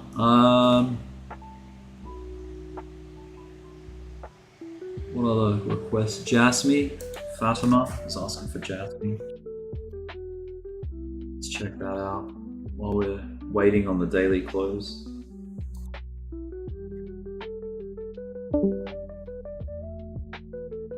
Oh wow, look at the way that parabola, look at the way that broke out in the last few days.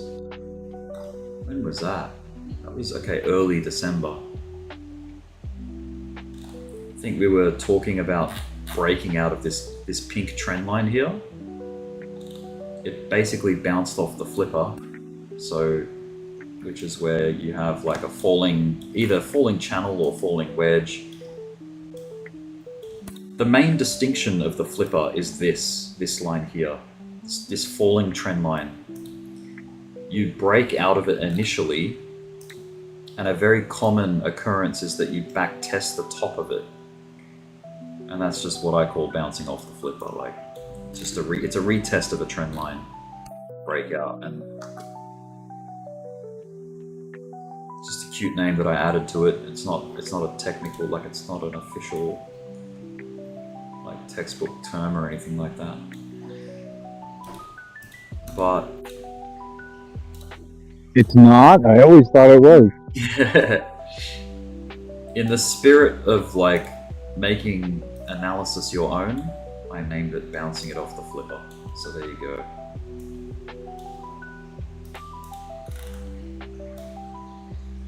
But it ain't my idea. Like, I'm sure it's very common to pay attention to that kind of thing.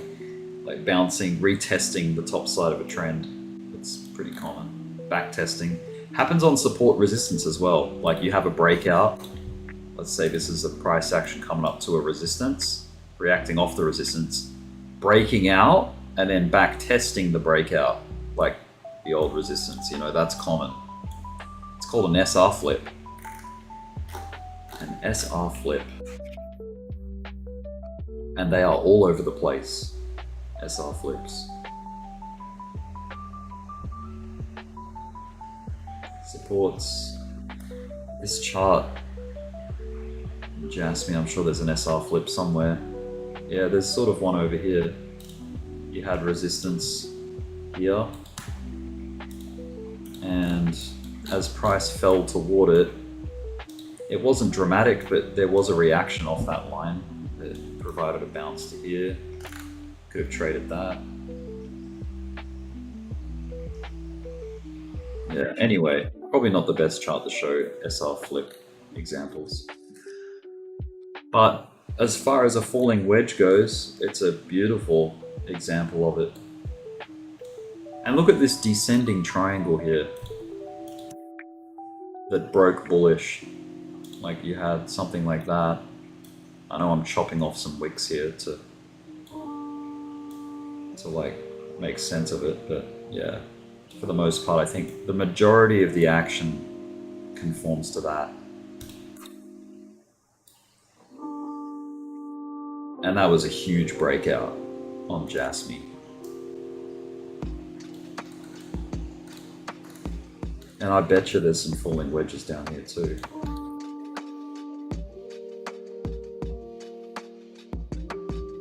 Look at that rounding bottom. It's crazy.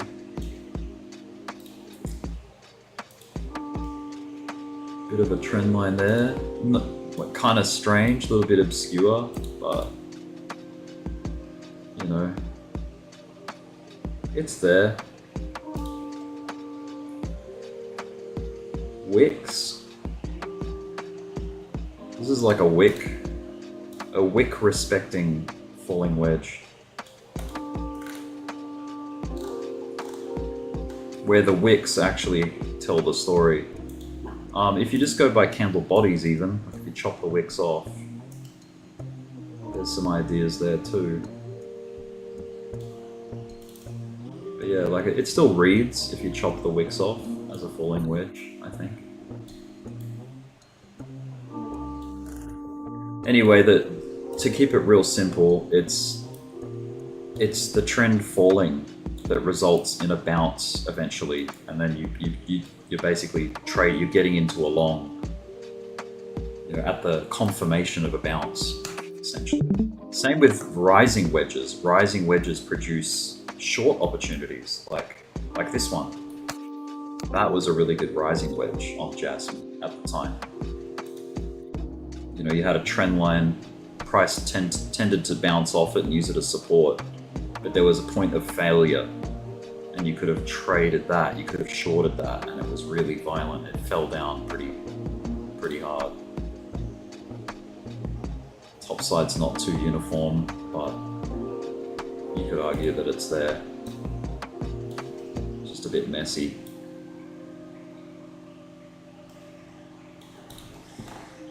Yeah, price goes up in a pattern and it falls out of it. Price falls down in a pattern and it bounces up out of it. You know, markets go up, markets come down, markets go up, markets come down. Patterns are just a way to define and to identify whether you're going up or down at the time. Like you're just drawing boundaries around the price action, you know? And you're expecting the pivot, like you're pivot hunting. You're looking for that pivot. So in saying that, on Jasmy, the daily is very volatile, just like a lot of altcoins are at the moment. There was this huge flush out last week. Like we had this huge liquidity sweep on so many altcoins. And now things are trying to like rebalance into like a comfortable, you know, area, like where the market is happy to hold it, I suppose, while it waits for the Bitcoin to resolve. But there's a squeeze happening on it, I can see. And it's hard to draw straight lines on it, but it's kind of got curves. It was the curve. You got that, and then you got like something like that. It's squeezing up. Like your highs are getting lower and your lows are getting higher, so you get pushed into like a funnel. And the cool thing is the reaction out of that should be dramatic. You know, especially if it really whittles down into a point.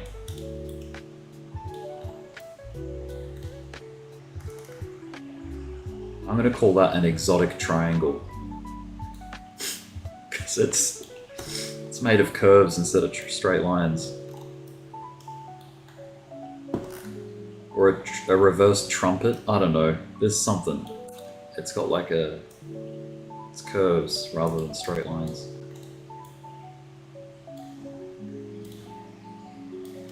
And it is squeezing.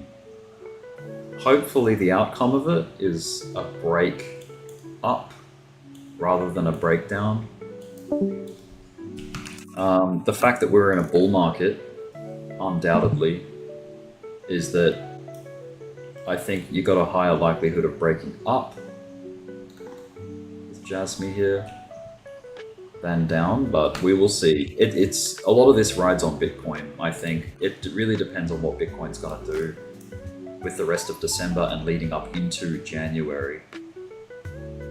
And I'm optimistic. There's so many like reasons why Bitcoin should and is trending up right now into inauguration next year with a pro-crypto government, hopefully, right? That's the idea.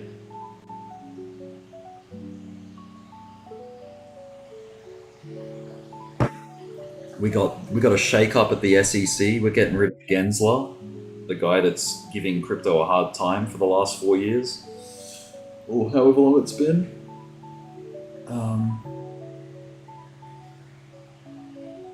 He's probably the most unclear regulator. You know, crypto has been asking for regulatory clarity. We want to know what is right, what is wrong, what we can and can't do. Like, what's the framework? And they just haven't answered that question. They prefer to wait for the crypto exchanges and projects to make mistakes and then jump on them after the fact and then make it up as they go.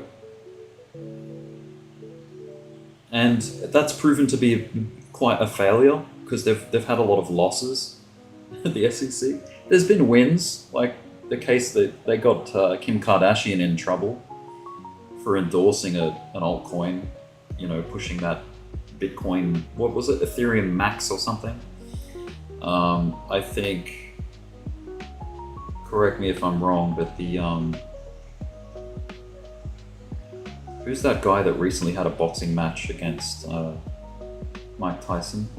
The Paul brothers. So Logan Paul, there was some crypto crap that he was involved in, and it was a similar story, right? It was like a pump and dump, I guess. And it's just all these like sort of, you know, viral sensation people that get on the crypto bandwagon. Like Haktua recently, like she's in trouble. Is likely to be in trouble with the SEC, I would say. For, you know, pumping and dumping essentially.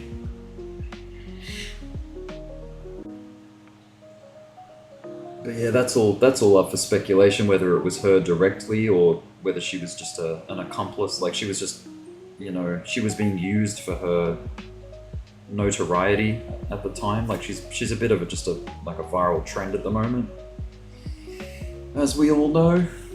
And a group of people came in and exploited that for the sake of pumping up a meme coin.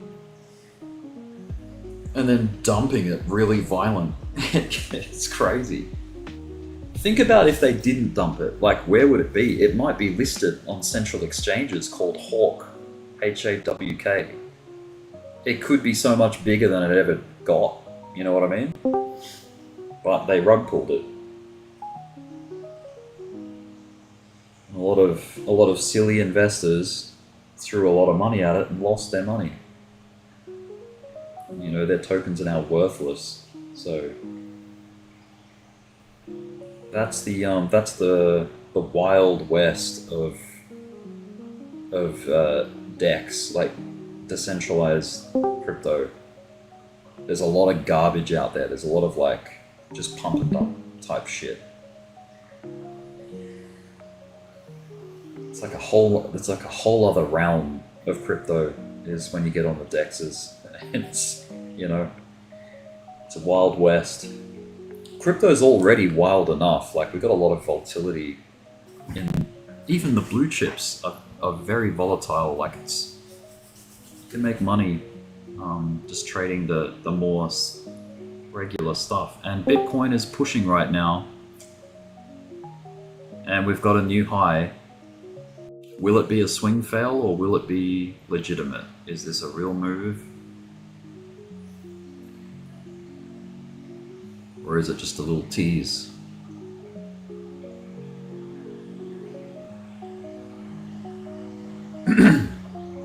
If we get a push for the all-time high, like in the final hour, that we are in the final hour of the week right now, so things could get spicy.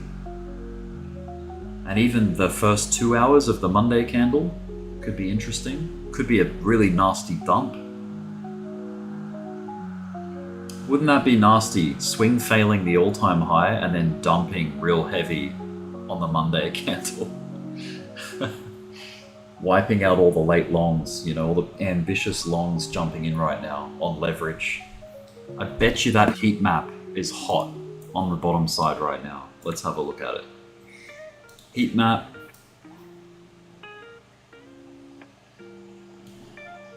Do we have color building on the bottom side? It's a long way away. It's like below 100,000. There's a lot of color down here, but nothing too local.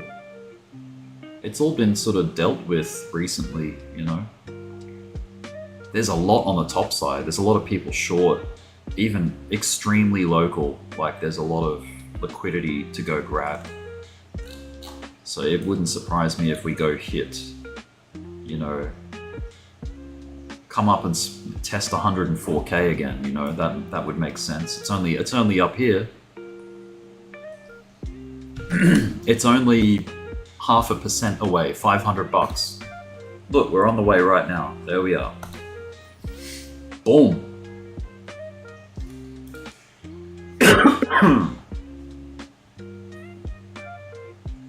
A reverse trumpet.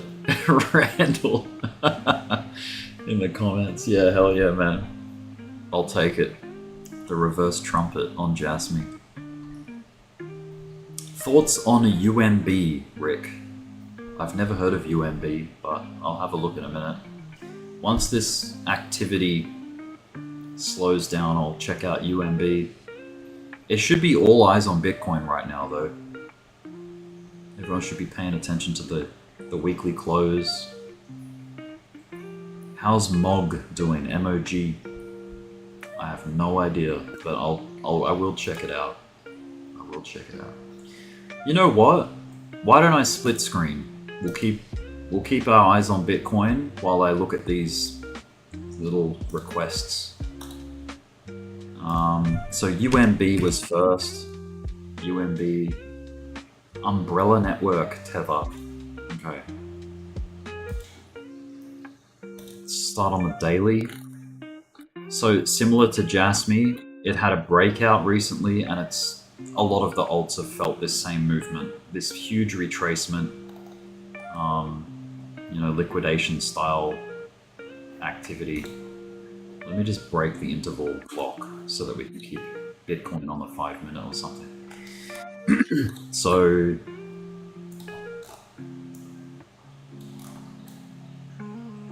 I'd be tracking the trend line on it,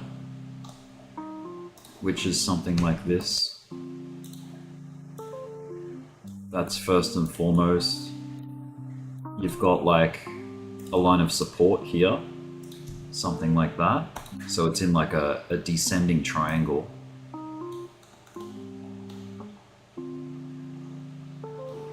More locally, if you go down the 4-hour chart, it's getting, yeah, look, there's evidence of a bounce happening underway right now on Umbrella Network. You've got like a bit of an inverse head and shoulders potentially. It's a bit of a strange one, but that might cook out like that and produce a breakout. Bitcoin's really gunning for it right now. It's getting volatile, it's heating up. I love the weekly close sometimes. It's good. So yeah, Umbrella, I think that's good evidence of a test of support. So that's looking good. At least to see it rally up and test the top of this trend line here, like this underside of this trend. And it's squeezing. That's another really good sign. If something is squeezing, you're gonna get a reaction, hopefully, out of the squeeze. It's a highly likelihood that it breaks out. But just be careful. I would have a stop loss or an invalidation below this trend line here. If it gets down here, that's ugly. You don't want to be holding along if it's going to threaten to lose that, because that's continuation of this downtrend here. What is potentially a downtrend? So careful on Umbrella. What was the other one? MOG, MOG. let's go to the MEXC chart, Mogcoin Tether. Bitcoin's getting really wicky and volatile here. Like the book is getting thinned out as we speak, like it's all over the place. Let me just turn it down to like the 1 minute chart to see the real activity. All right, Mogcoin, uptrend, straight up. The magnitude of the retracement isn't anything it hasn't seen before on this uptrend. So look, I'll show you what I mean. Up, backwards this much, up, backwards this much, up, backwards this much. So look, it's very similar to the size of the pullbacks that it's been getting like twice before. I'm not an Elliott wave person, so I'm not going to even start to try and suggest anything Elliott wave wise, but I do know Elliott waves go in 5 waves up a lot of the time, you know, but hopefully it's sort of doing, you know how I was talking about SR flips, this is actually a good example of it right here. You had resistance, and it's trying to use it as support. Resistance, hopefully support, and you know, a bounce. Bitcoin's getting really violent at the moment.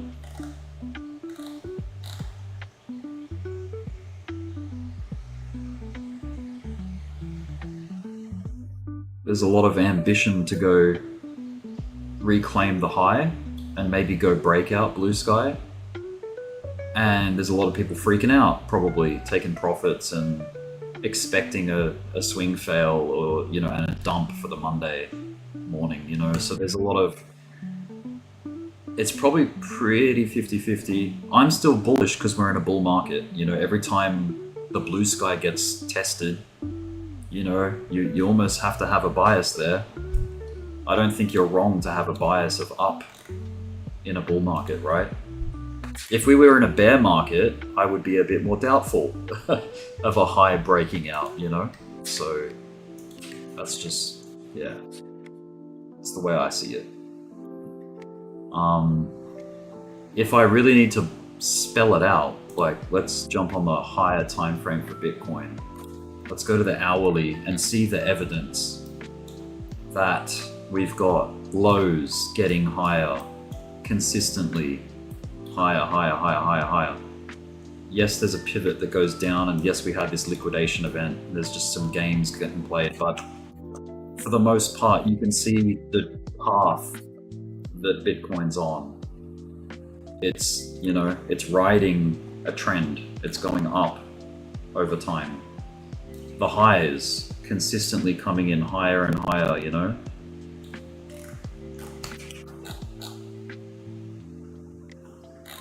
Just get with the flow of the market, you know, that's all.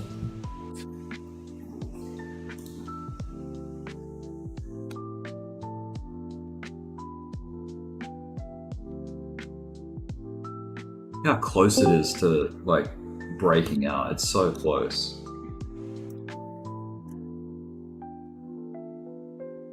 I'm gonna put a little poll up here. Just a poll in the YouTube chat.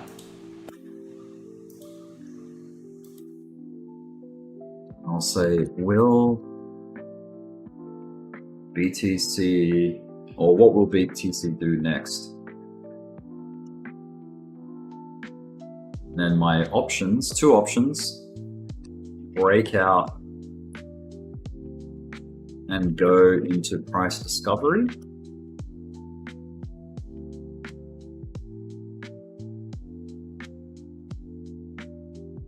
It's option 1, or reject of the current all-time high, retrace. And I would pull together a swing fail in that rejection option. So yeah, cast your votes. Got 39 people in the stream. Smash up the like button. See if we can get above 40. 40 people. The last time we did an all-time high push, I think I got up to 70 people. That was when I think DOGE was ripping and Bitcoin was doing bullish stuff.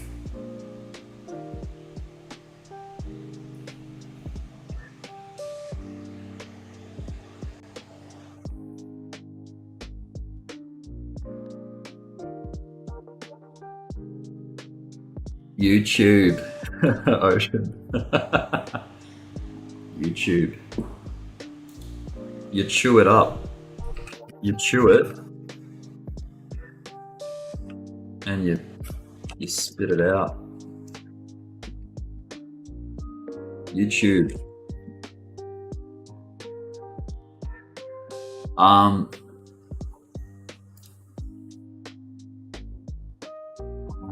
Yeah, damn, look, it's so close. It's teasing. How many people do you think are throwing longs in right now on leverage that don't know what they're doing? This is how it baits in retail and causes the nasty retracements when people get overly ambitious and throw leverage at it and buy into the green like this.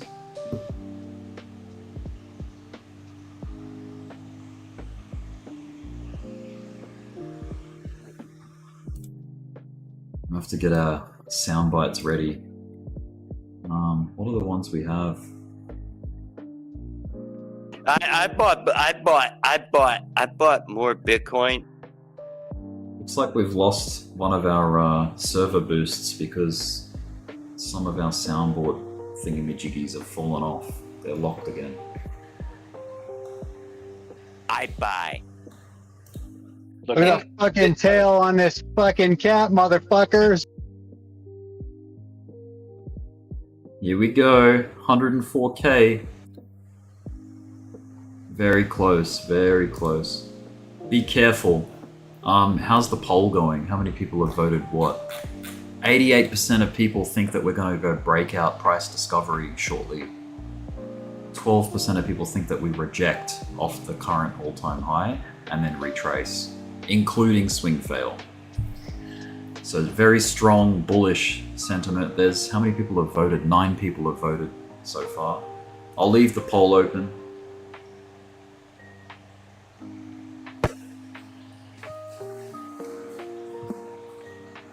But this is fun. This is cool. I love it. I love this kind of shit. This price action. I just try to sit on my hands for it though, and not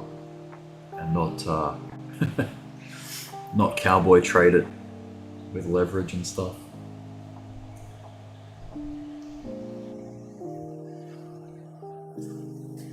You can get pretty tricky with swing fails and think like, in the height of euphoria and optimism, you get people that short it, and they're like, it's ballsy, but it's a lot of the times it actually pays off, and you get like these really nasty rejections, and all the like all the bulls get wiped out, and it's the same on a dump. Like you get all these people getting bearish, like late. They're late bearish, like they're late to the party, and you know they open up shorts on leverage, and then they get wiped out on the bounce.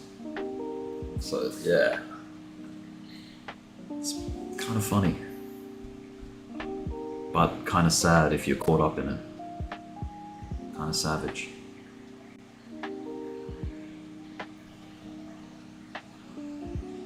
Bitcoin's so close, come on. Got 40 minutes left of the daily. I feel like I just have this inkling feeling that there's going to be drama, that there's going to be disappointment and something savage. Because it's happened so many times, I got like PTSD from it. But I do want to see like big price discovery, like the big breakout. I think we all want to see that. You want to see Bitcoin succeed and do well.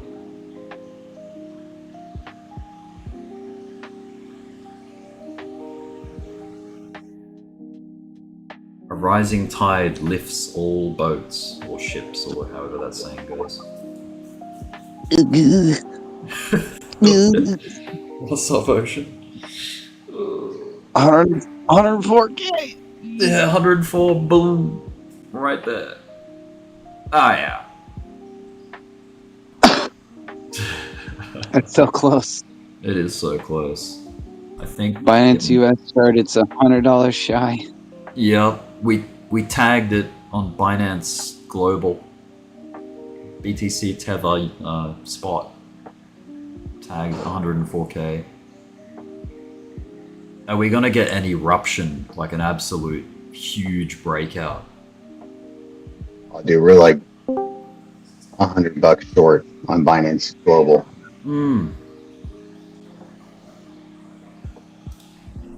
There's a lot of people late to the party that aren't watching this. I buy. Look at the fucking tail on this fucking cat, motherfuckers.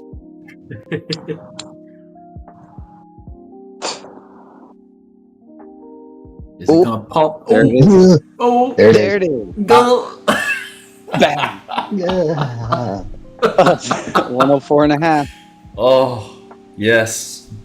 So the majority in the poll in YouTube were so far right. Could it still be a swing fail? Maybe. Absolutely. Do we want it to be? No, but it might. It might swing fail. We'll see. Take it to another level, Bitcoin. Yeah, come on. Let's see 110K or something. Something fantastic. Just prove everyone what is going on. Prove to everyone what you I'm want to do. just over here.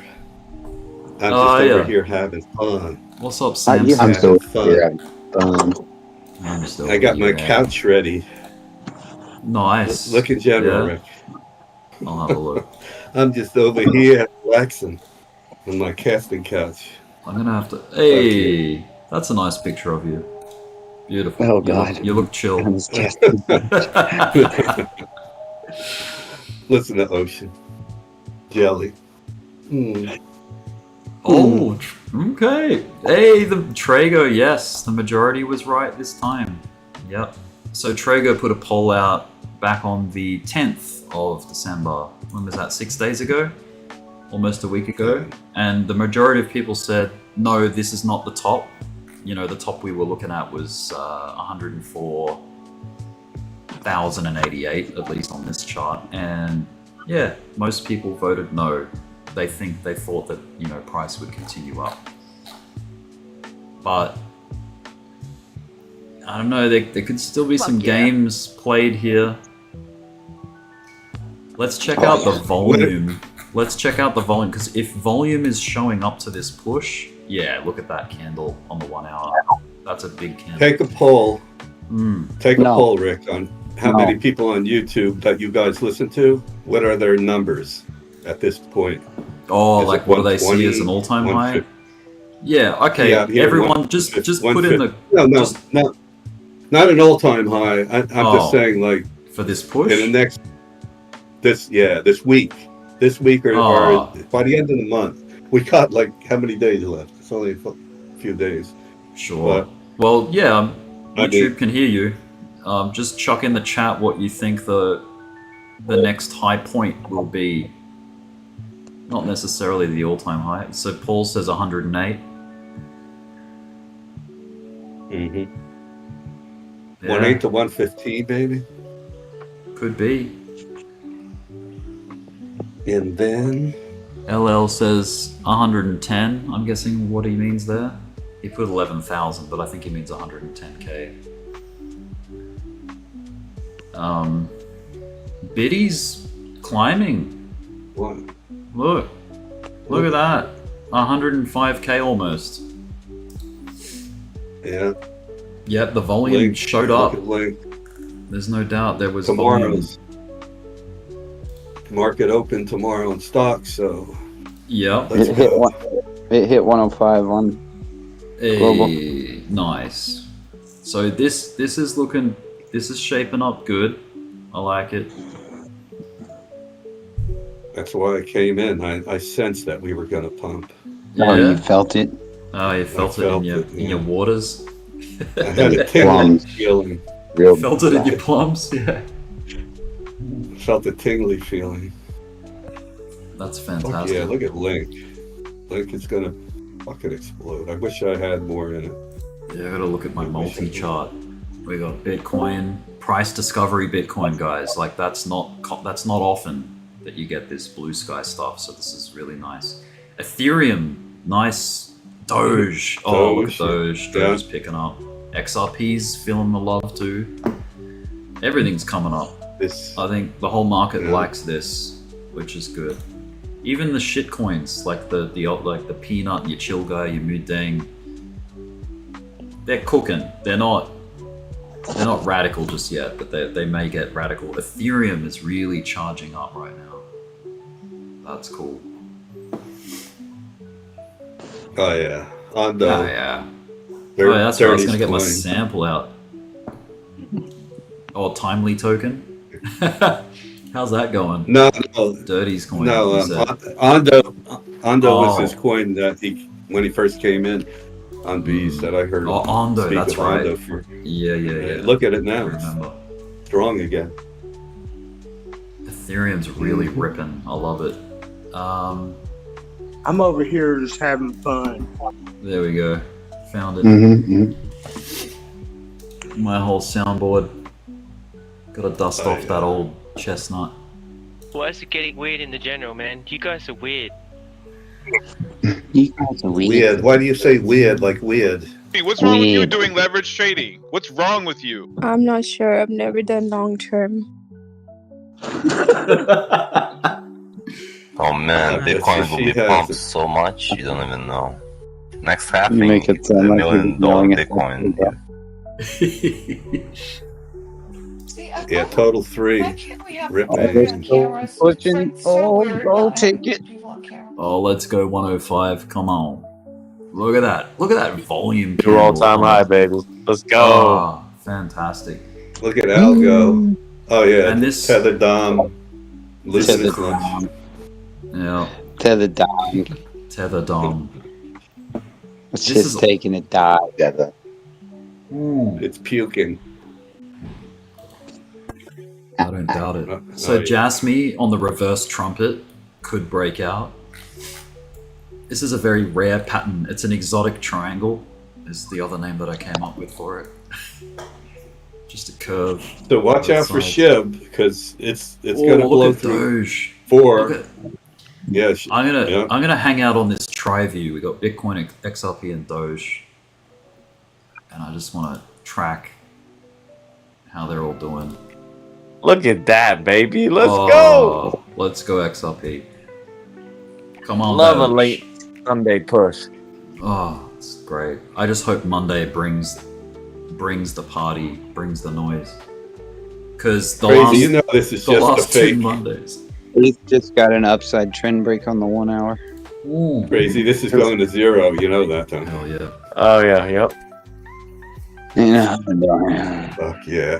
I've been, I spent the start of my stream talking ad nauseum about trend lines and drilling it into the audience, like about how important they are and how useful, and that they are the primary, like trend lines, lines of support and resistance, and market structure. Like I can't say it enough. It is so key and it's helpful. Like everything else is behind that. Everything else is secondary, like oscillators and indicators, in my opinion. But I think, yeah, man. Oh yeah. If you had to do anything, just give me the drawing tool, give me the line tool, and I'm happy. You know? Only thing that takes precedence over those things is that tingling in your balls. That's right. Yeah. This is a Christmas rally. It's a Christmas. Yes, Santa joy. rally. Joy, Yeah. joy. Yeah, joy to the world. So we have, Biden. we've hit a high above 105k so far.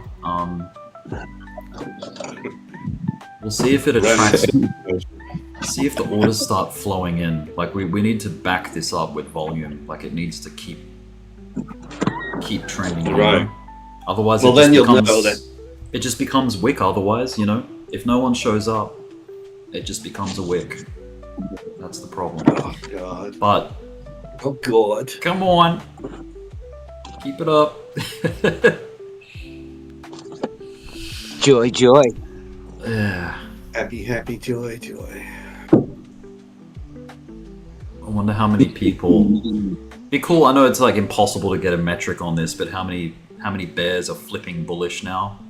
Like at each new breakout, how many more people are like? Do you mean the Democrats? No. Just enough. Just to enough get people. Yeah. in Let's see. for exit liquidity. Yeah. Right. I think when everyone is on the same page bullish is when you get the nasty turn. You know, you get the euphoria push and then it's like all over. So, but I had an encounter with one of those drones last night. Did you? And it scared me at first. An encounter. But when she came out, she had 3 breasts, and I melted. What the? Isn't that how don't they display the alien women as 3-chested? That's how they display them, yes. I don't know how to display them. That's exactly how they're displayed. Well, they do. They show them that they're displaying to you. Oh, well, it sounds like you know. So what are you asking for? I told you I had an encounter last night. That's why I'm so happy joined you. Oh, that's great. No, those freaking things are all over though, man. They're down in Cali now and down. I don't know, Luke. Did you see any near you yet? Drones being flown by 3-breasted alien women? I haven't seen one of those. No. You haven't seen any? No, I've not had any of them present themselves to me.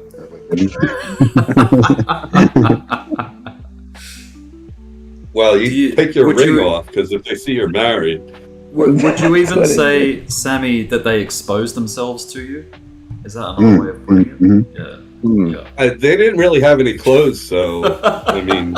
Well, then that's full exposure. Then. Yeah. Exactly. It's a full exposure then. Yeah. Total exposure. What's YouTube? Are YouTube going crazy on there? Maybe. Any of you guys on YouTube see any of those sauces? Thank you, Apes, for the 1,000 BFUD tip. Appreciate it. No one's really talking about the stuff you're talking about, Sammy. It's just you at this point. Yeah, you know what's crazy? You know what Warner von Braun said? What did he say?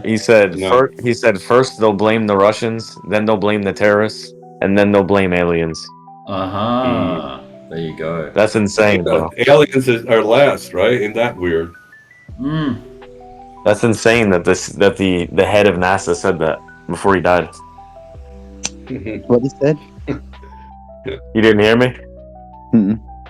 He said first they'll blame the Russians. Or no, I forget what order it was in. First they'll blame the Russians, then they'll blame the terrorists, then they'll blame alien invasion. And he said it's all fake. He followed it up with, it's all fake.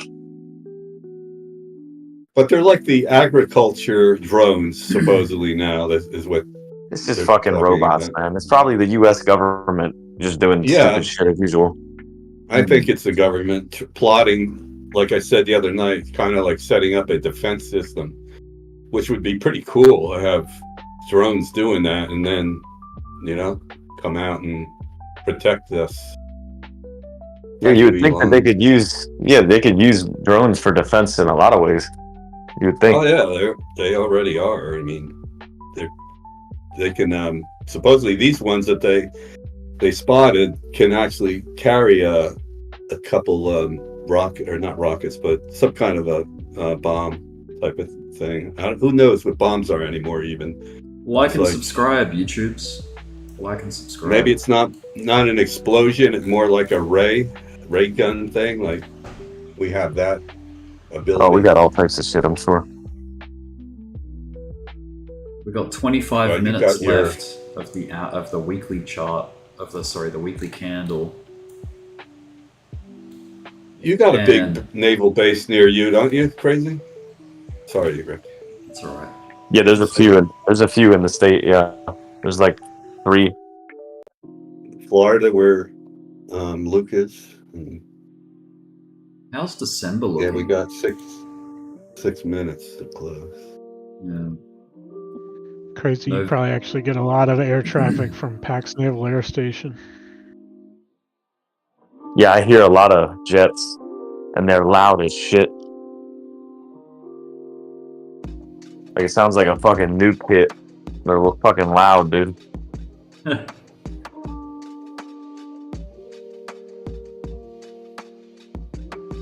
So that's cool. I think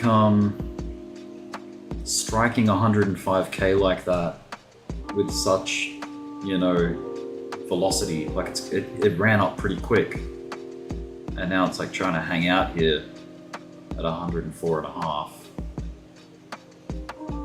Been very clear to me on the 4 hour and higher that this thing wants to go higher. It was blatantly obvious, in my opinion. Right. If there's a time to be bullish, it's in a bull market, and that is right now, I feel. I mean, what more can be said about blue sky breakout and price discovery for Bitcoin? Like, tis the season, you know? Like, Yes, sir. Get on board or get left behind. Yeah, I don't kind think. of thing. Yeah, I don't think it's shocking anybody at this point. That's for sure. Right. I mean, there are definitely times to doubt it, but I just don't think that's right now. Like, it's dangerous to get in front of it or try to short it. I don't think there was ever a time to doubt it, to be honest. Oh, the true. Well, yeah, depending on the context of how you're saying that. Like, yeah, if from an investment perspective, any price was a good price for Bitcoin, I suppose. That's like the Michael Saylor opinion. Fucking A. That's the Yeah, Michael I think they basically proved that there was never a doubt with this, or not they, but Bitcoin. Yeah. Like, you got to give props Or there to should have Da never Vinci. been a doubt. Da Vinci Jeremy's the one that was begging people to buy it back in 2012 or earlier. And I remember his video he made. It's funny. Yeah, he has it on his site. He put it back up there, but he's a coder, and he looked at it because when he heard about it, he said, "What the hell's this bullshit?" And then he looked at it and figured it out and said, "Hey, this could fucking be great." And ever since that, he's been in it big time. But I kind of trade total 3 now to see the strength of the alts, because finally somebody's looking at that thing. It's at a level where it's looking better and better. I think that thing is more important right now. I mean, all the index charts are extremely important, man. Right, but like to narrow it down, like on alts, you know, alt season, really when it kicks off, it's kind of looking like it accumulated on that 4 hour big time, and now it pushed itself up to another level, and it's trying to hold on here. So like Rick was saying, we got to really show it. What did I say? You're not a shower or whatever. It's going to be alt season when Bitcoin says it's alt season. Bitcoin is the boss right now. Yeah, I think you're going to get some like Bitcoin reclaim of dominance, perhaps. It doesn't have to. That's the tricky thing, is like Bitcoin dominance can stay kind of slumped while the whole market rises together. Like, Bitcoin can grow in value, but the alts can too alongside it, which means there's no change in dominance as well. That's why dominance can be a little bit misleading in a way, the dominance chart. But yeah. And if you look at it this way too, like they're saying this trend could be strong up until what, April or something? You know, I mean, we'll get dips, but it's still like it's still a run. So we got plenty of time. Yeah. Oh, dude, I think the inauguration day could be a take profit kind of day. Like, you might see like a pullback, and that's okay. Like, seems kind of reasonable. I don't think it will be a market ending day. I don't think it's going to reverse the bull market.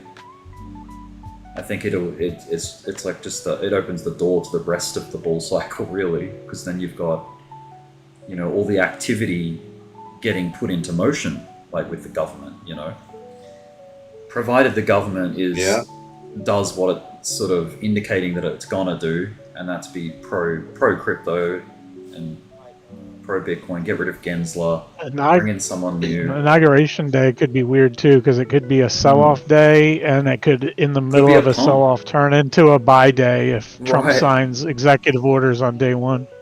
Could do, yeah, it could do. So, either way, man, like, just the anticipation of that day will cause activity, and it is causing activity, I think. Like, it all helps, right? When it was You see that official that ETH Trump... starting again? Let's have a look. ETH BTC chart in general. Ignore the little white arrow, but that level, that 04114. I think once it reclaims that, it should break up out of that downtrend, and I think that'll be your alt soon. Okay. Nice. Another thing I'm anticipating and questioning is what happens, like when this, but when it gets to a point where it kind of rolls over, is it really? I mean, the people like Saylor that are holding it on their books and BlackRock. I mean, all the people that are holding it there, they don't tend to dump shit unless there's a very like the stock market when that collapsed. Everybody had people, even where my company was holding, our stocks, and they didn't get out in time. That's why I took over when my company got bought out. I said, "Fuck that! I'm not hiring anybody to take care of my shit." My father did that, and he didn't do shit for him. But so when that happens, though, I don't think, unless, like I said, there was a big disaster, why would they sell? You know what I mean? Like for a certain percentage, maybe there's got to be a certain percentage where it pushes them to sell. But I mean, where is that number? Is it 50% or 60% maybe? Because I don't see it. People holding it on the books are using it for their own stock, their company, like Saylor does. BlackRock just saying everybody needs to have 1 to 2% of their portfolio in Bitcoin. I don't see huge sell-offs happening anytime soon. I think this market's going to go freaking nuts. Yeah, it's got to maintain a certain level. I mean, the stock market did collapse quite a few times when the banks did. So futures. All right, this is the scenario. Hang on, real quick. Bitcoin futures is retesting highs. It's pulling back to the high right now on Binance US. The spot chart is still like 600 above it. Yeah. Over. Well, the scenario I was talking about was that if the supercomputer, which they come out with, can infiltrate something on the chain, which they're saying it will be able to do it at some point. So that's Ethereum. Something that I couldn't fathom that it might happen. But go ahead, Crazy. Well, it's just price Ethereum action. is rubbing. Yeah. Price action on ETH. It's good shit. Did it hit 45 yet? Oh, it's making its way to 4,000. It seems to want it. Yeah, it's gonna. 45 is where it's gonna end up, like pretty quickly. That's what I heard. It's not me. The word on the street, huh? Yeah. They're like, snap. It's gonna like bam. Like just skyrocket all of a sudden. Man, I don't know. Is there news coming out? People are gonna lose it when they see this shit, dude. People that haven't seen this shit before, what the phase that we're about to hit here, it looks like shortly. The people that haven't seen it are really gonna be shooken up, man. It's gonna be intense. Yeah. I think it started. I can't see this not doing this move here now. It's this real parabolic, like 5K again. It'll bring us up to that friggin' level. let's see, 105, 110, 115.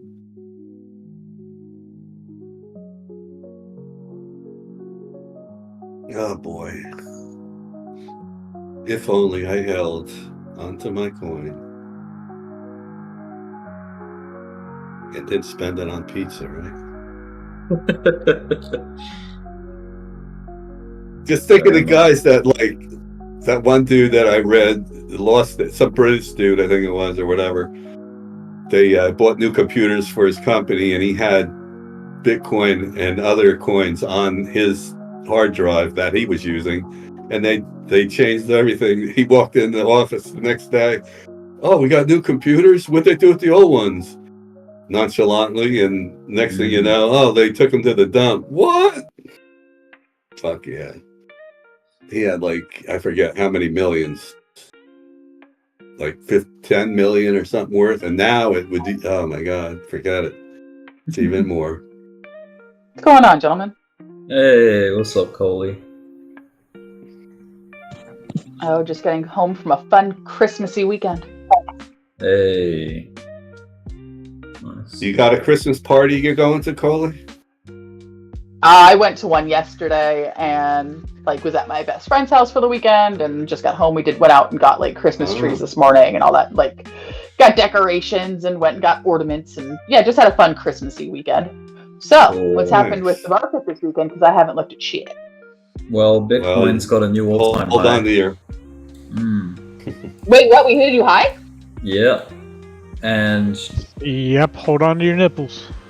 Wait a minute, what the hell? Fuck yeah. Dogecoin's getting volatile here. It just My nipples are hard. What the frick is going on with my exchange? We're approaching the weekly close. 105, 250 was the high on Binance. Oh, I know what's going on. Yeah. I got trades in that. Yeah, 105.87 was the high on Coinbase. Yeah. Fuck yeah, that's awesome. Now, we just need BTC dominance to go down so these alts can start, Yeah. Oh, the alts are already. Did you see? Take a look at Doge, Coley, and yeah. Shib, and. Fuck yeah. Fuck yeah. They're trying. Oh, Mimi. Sorry. Fuck yeah. Fuck you, take another shot. Fuck yeah.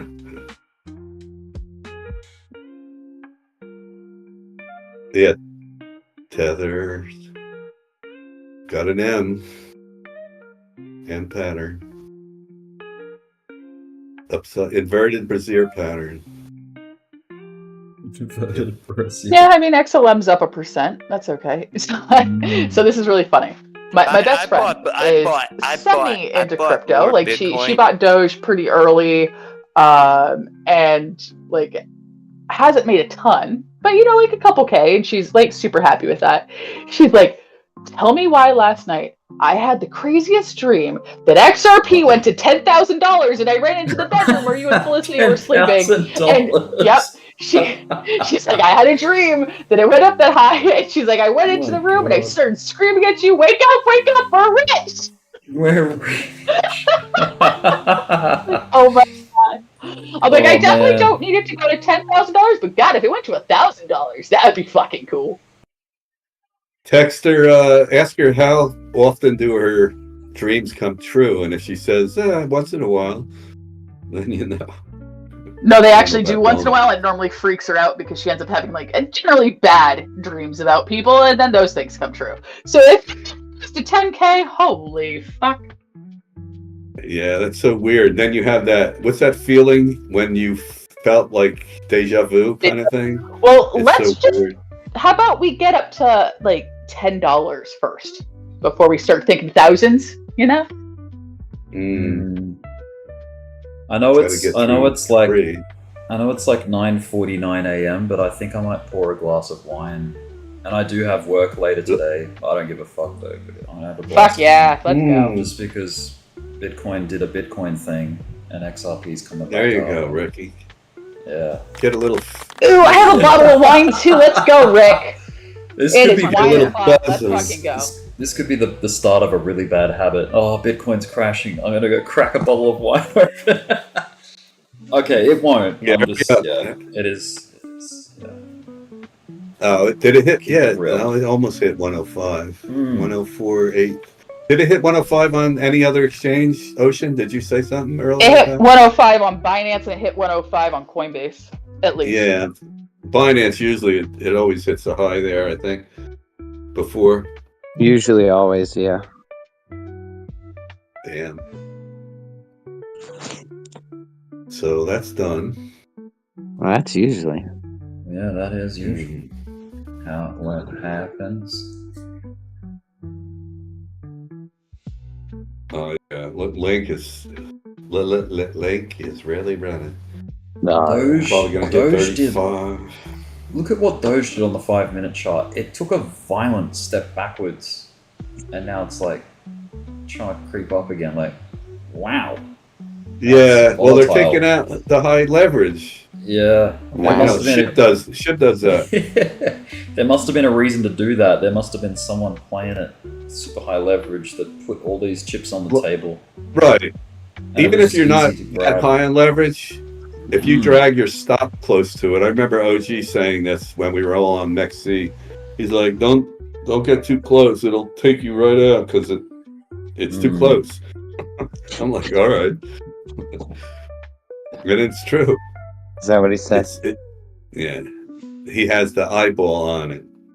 Get it? Get it?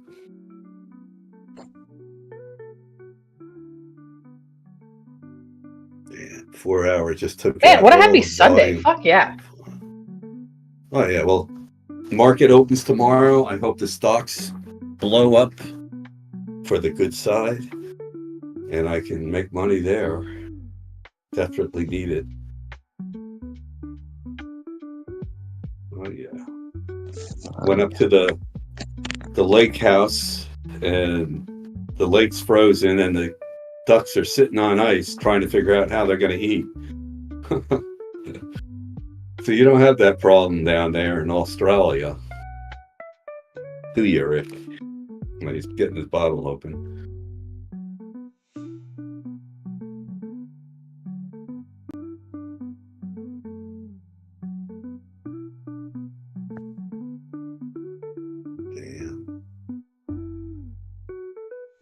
Oh, you gotta love it. Oh yeah, I just might. Let's see.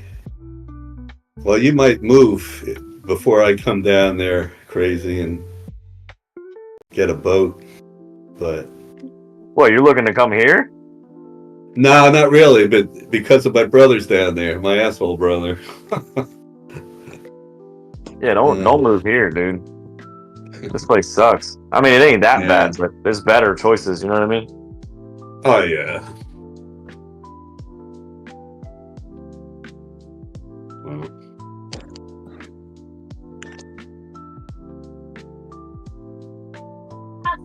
I ain't moving just yet either. I gotta convince my wife, who's already convinced my 2 daughters that Florida sucks, so because there's hurricanes. So I got an uphill battle to fight. Jeez, damn. Yeah, it's all right though. I called the shots at the end of the day. When I put the keys in her hand, she ain't gonna be able to say shit. Have you ever been out toward California or that West Coast at all? I never been.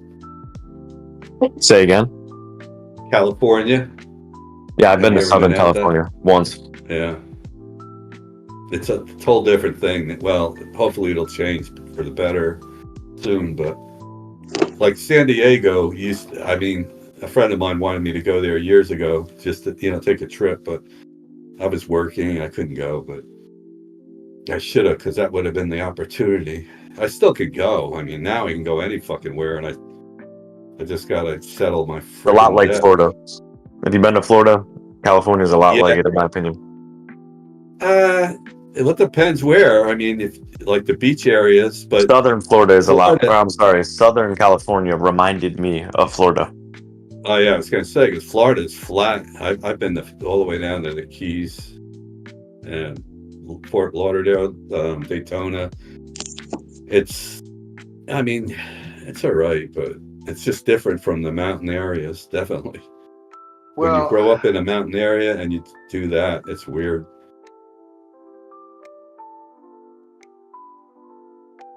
Yeah, Jersey sucks though. It might suck more in Jersey than it does where I'm at. To be honest, I've been to that state too, and it's just as bad. What sucks about it Vermont is, sucks the most. I mean, Ooh. Copley's got no. Shakiness. Vermont, yeah. Well, Vermont, there's not Bit a of hell a- of a lot. I mean, Bit of a pullback happening. Price action. 5 minutes left of the daily. I mean, of the weekly and daily. Sorry, carry on. Yeah, Jersey's just expensive as shit. Crazy. It's really, it's too much. It's like, and it's weird. It's like the shit towns, they charge taxes like $5,000 more than where I'm at, and I'm near Trump. I'm near an exclusive area and multi-million-dollar homes, and yet they're paying more for tax because of the whole situation with schooling and then the pharmaceutical companies actually help pay taxes somehow. I don't know the exact reason how that works, but that's what I understand.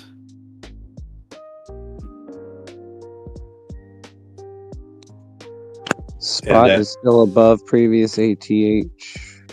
Futures is currently below it. 1046. We're still doing that. Break through 2 numbers, go to 4, go to 7, go past 7, fail, go back down. I'm just ready for when the God candle starts shooting up again on these altcoins.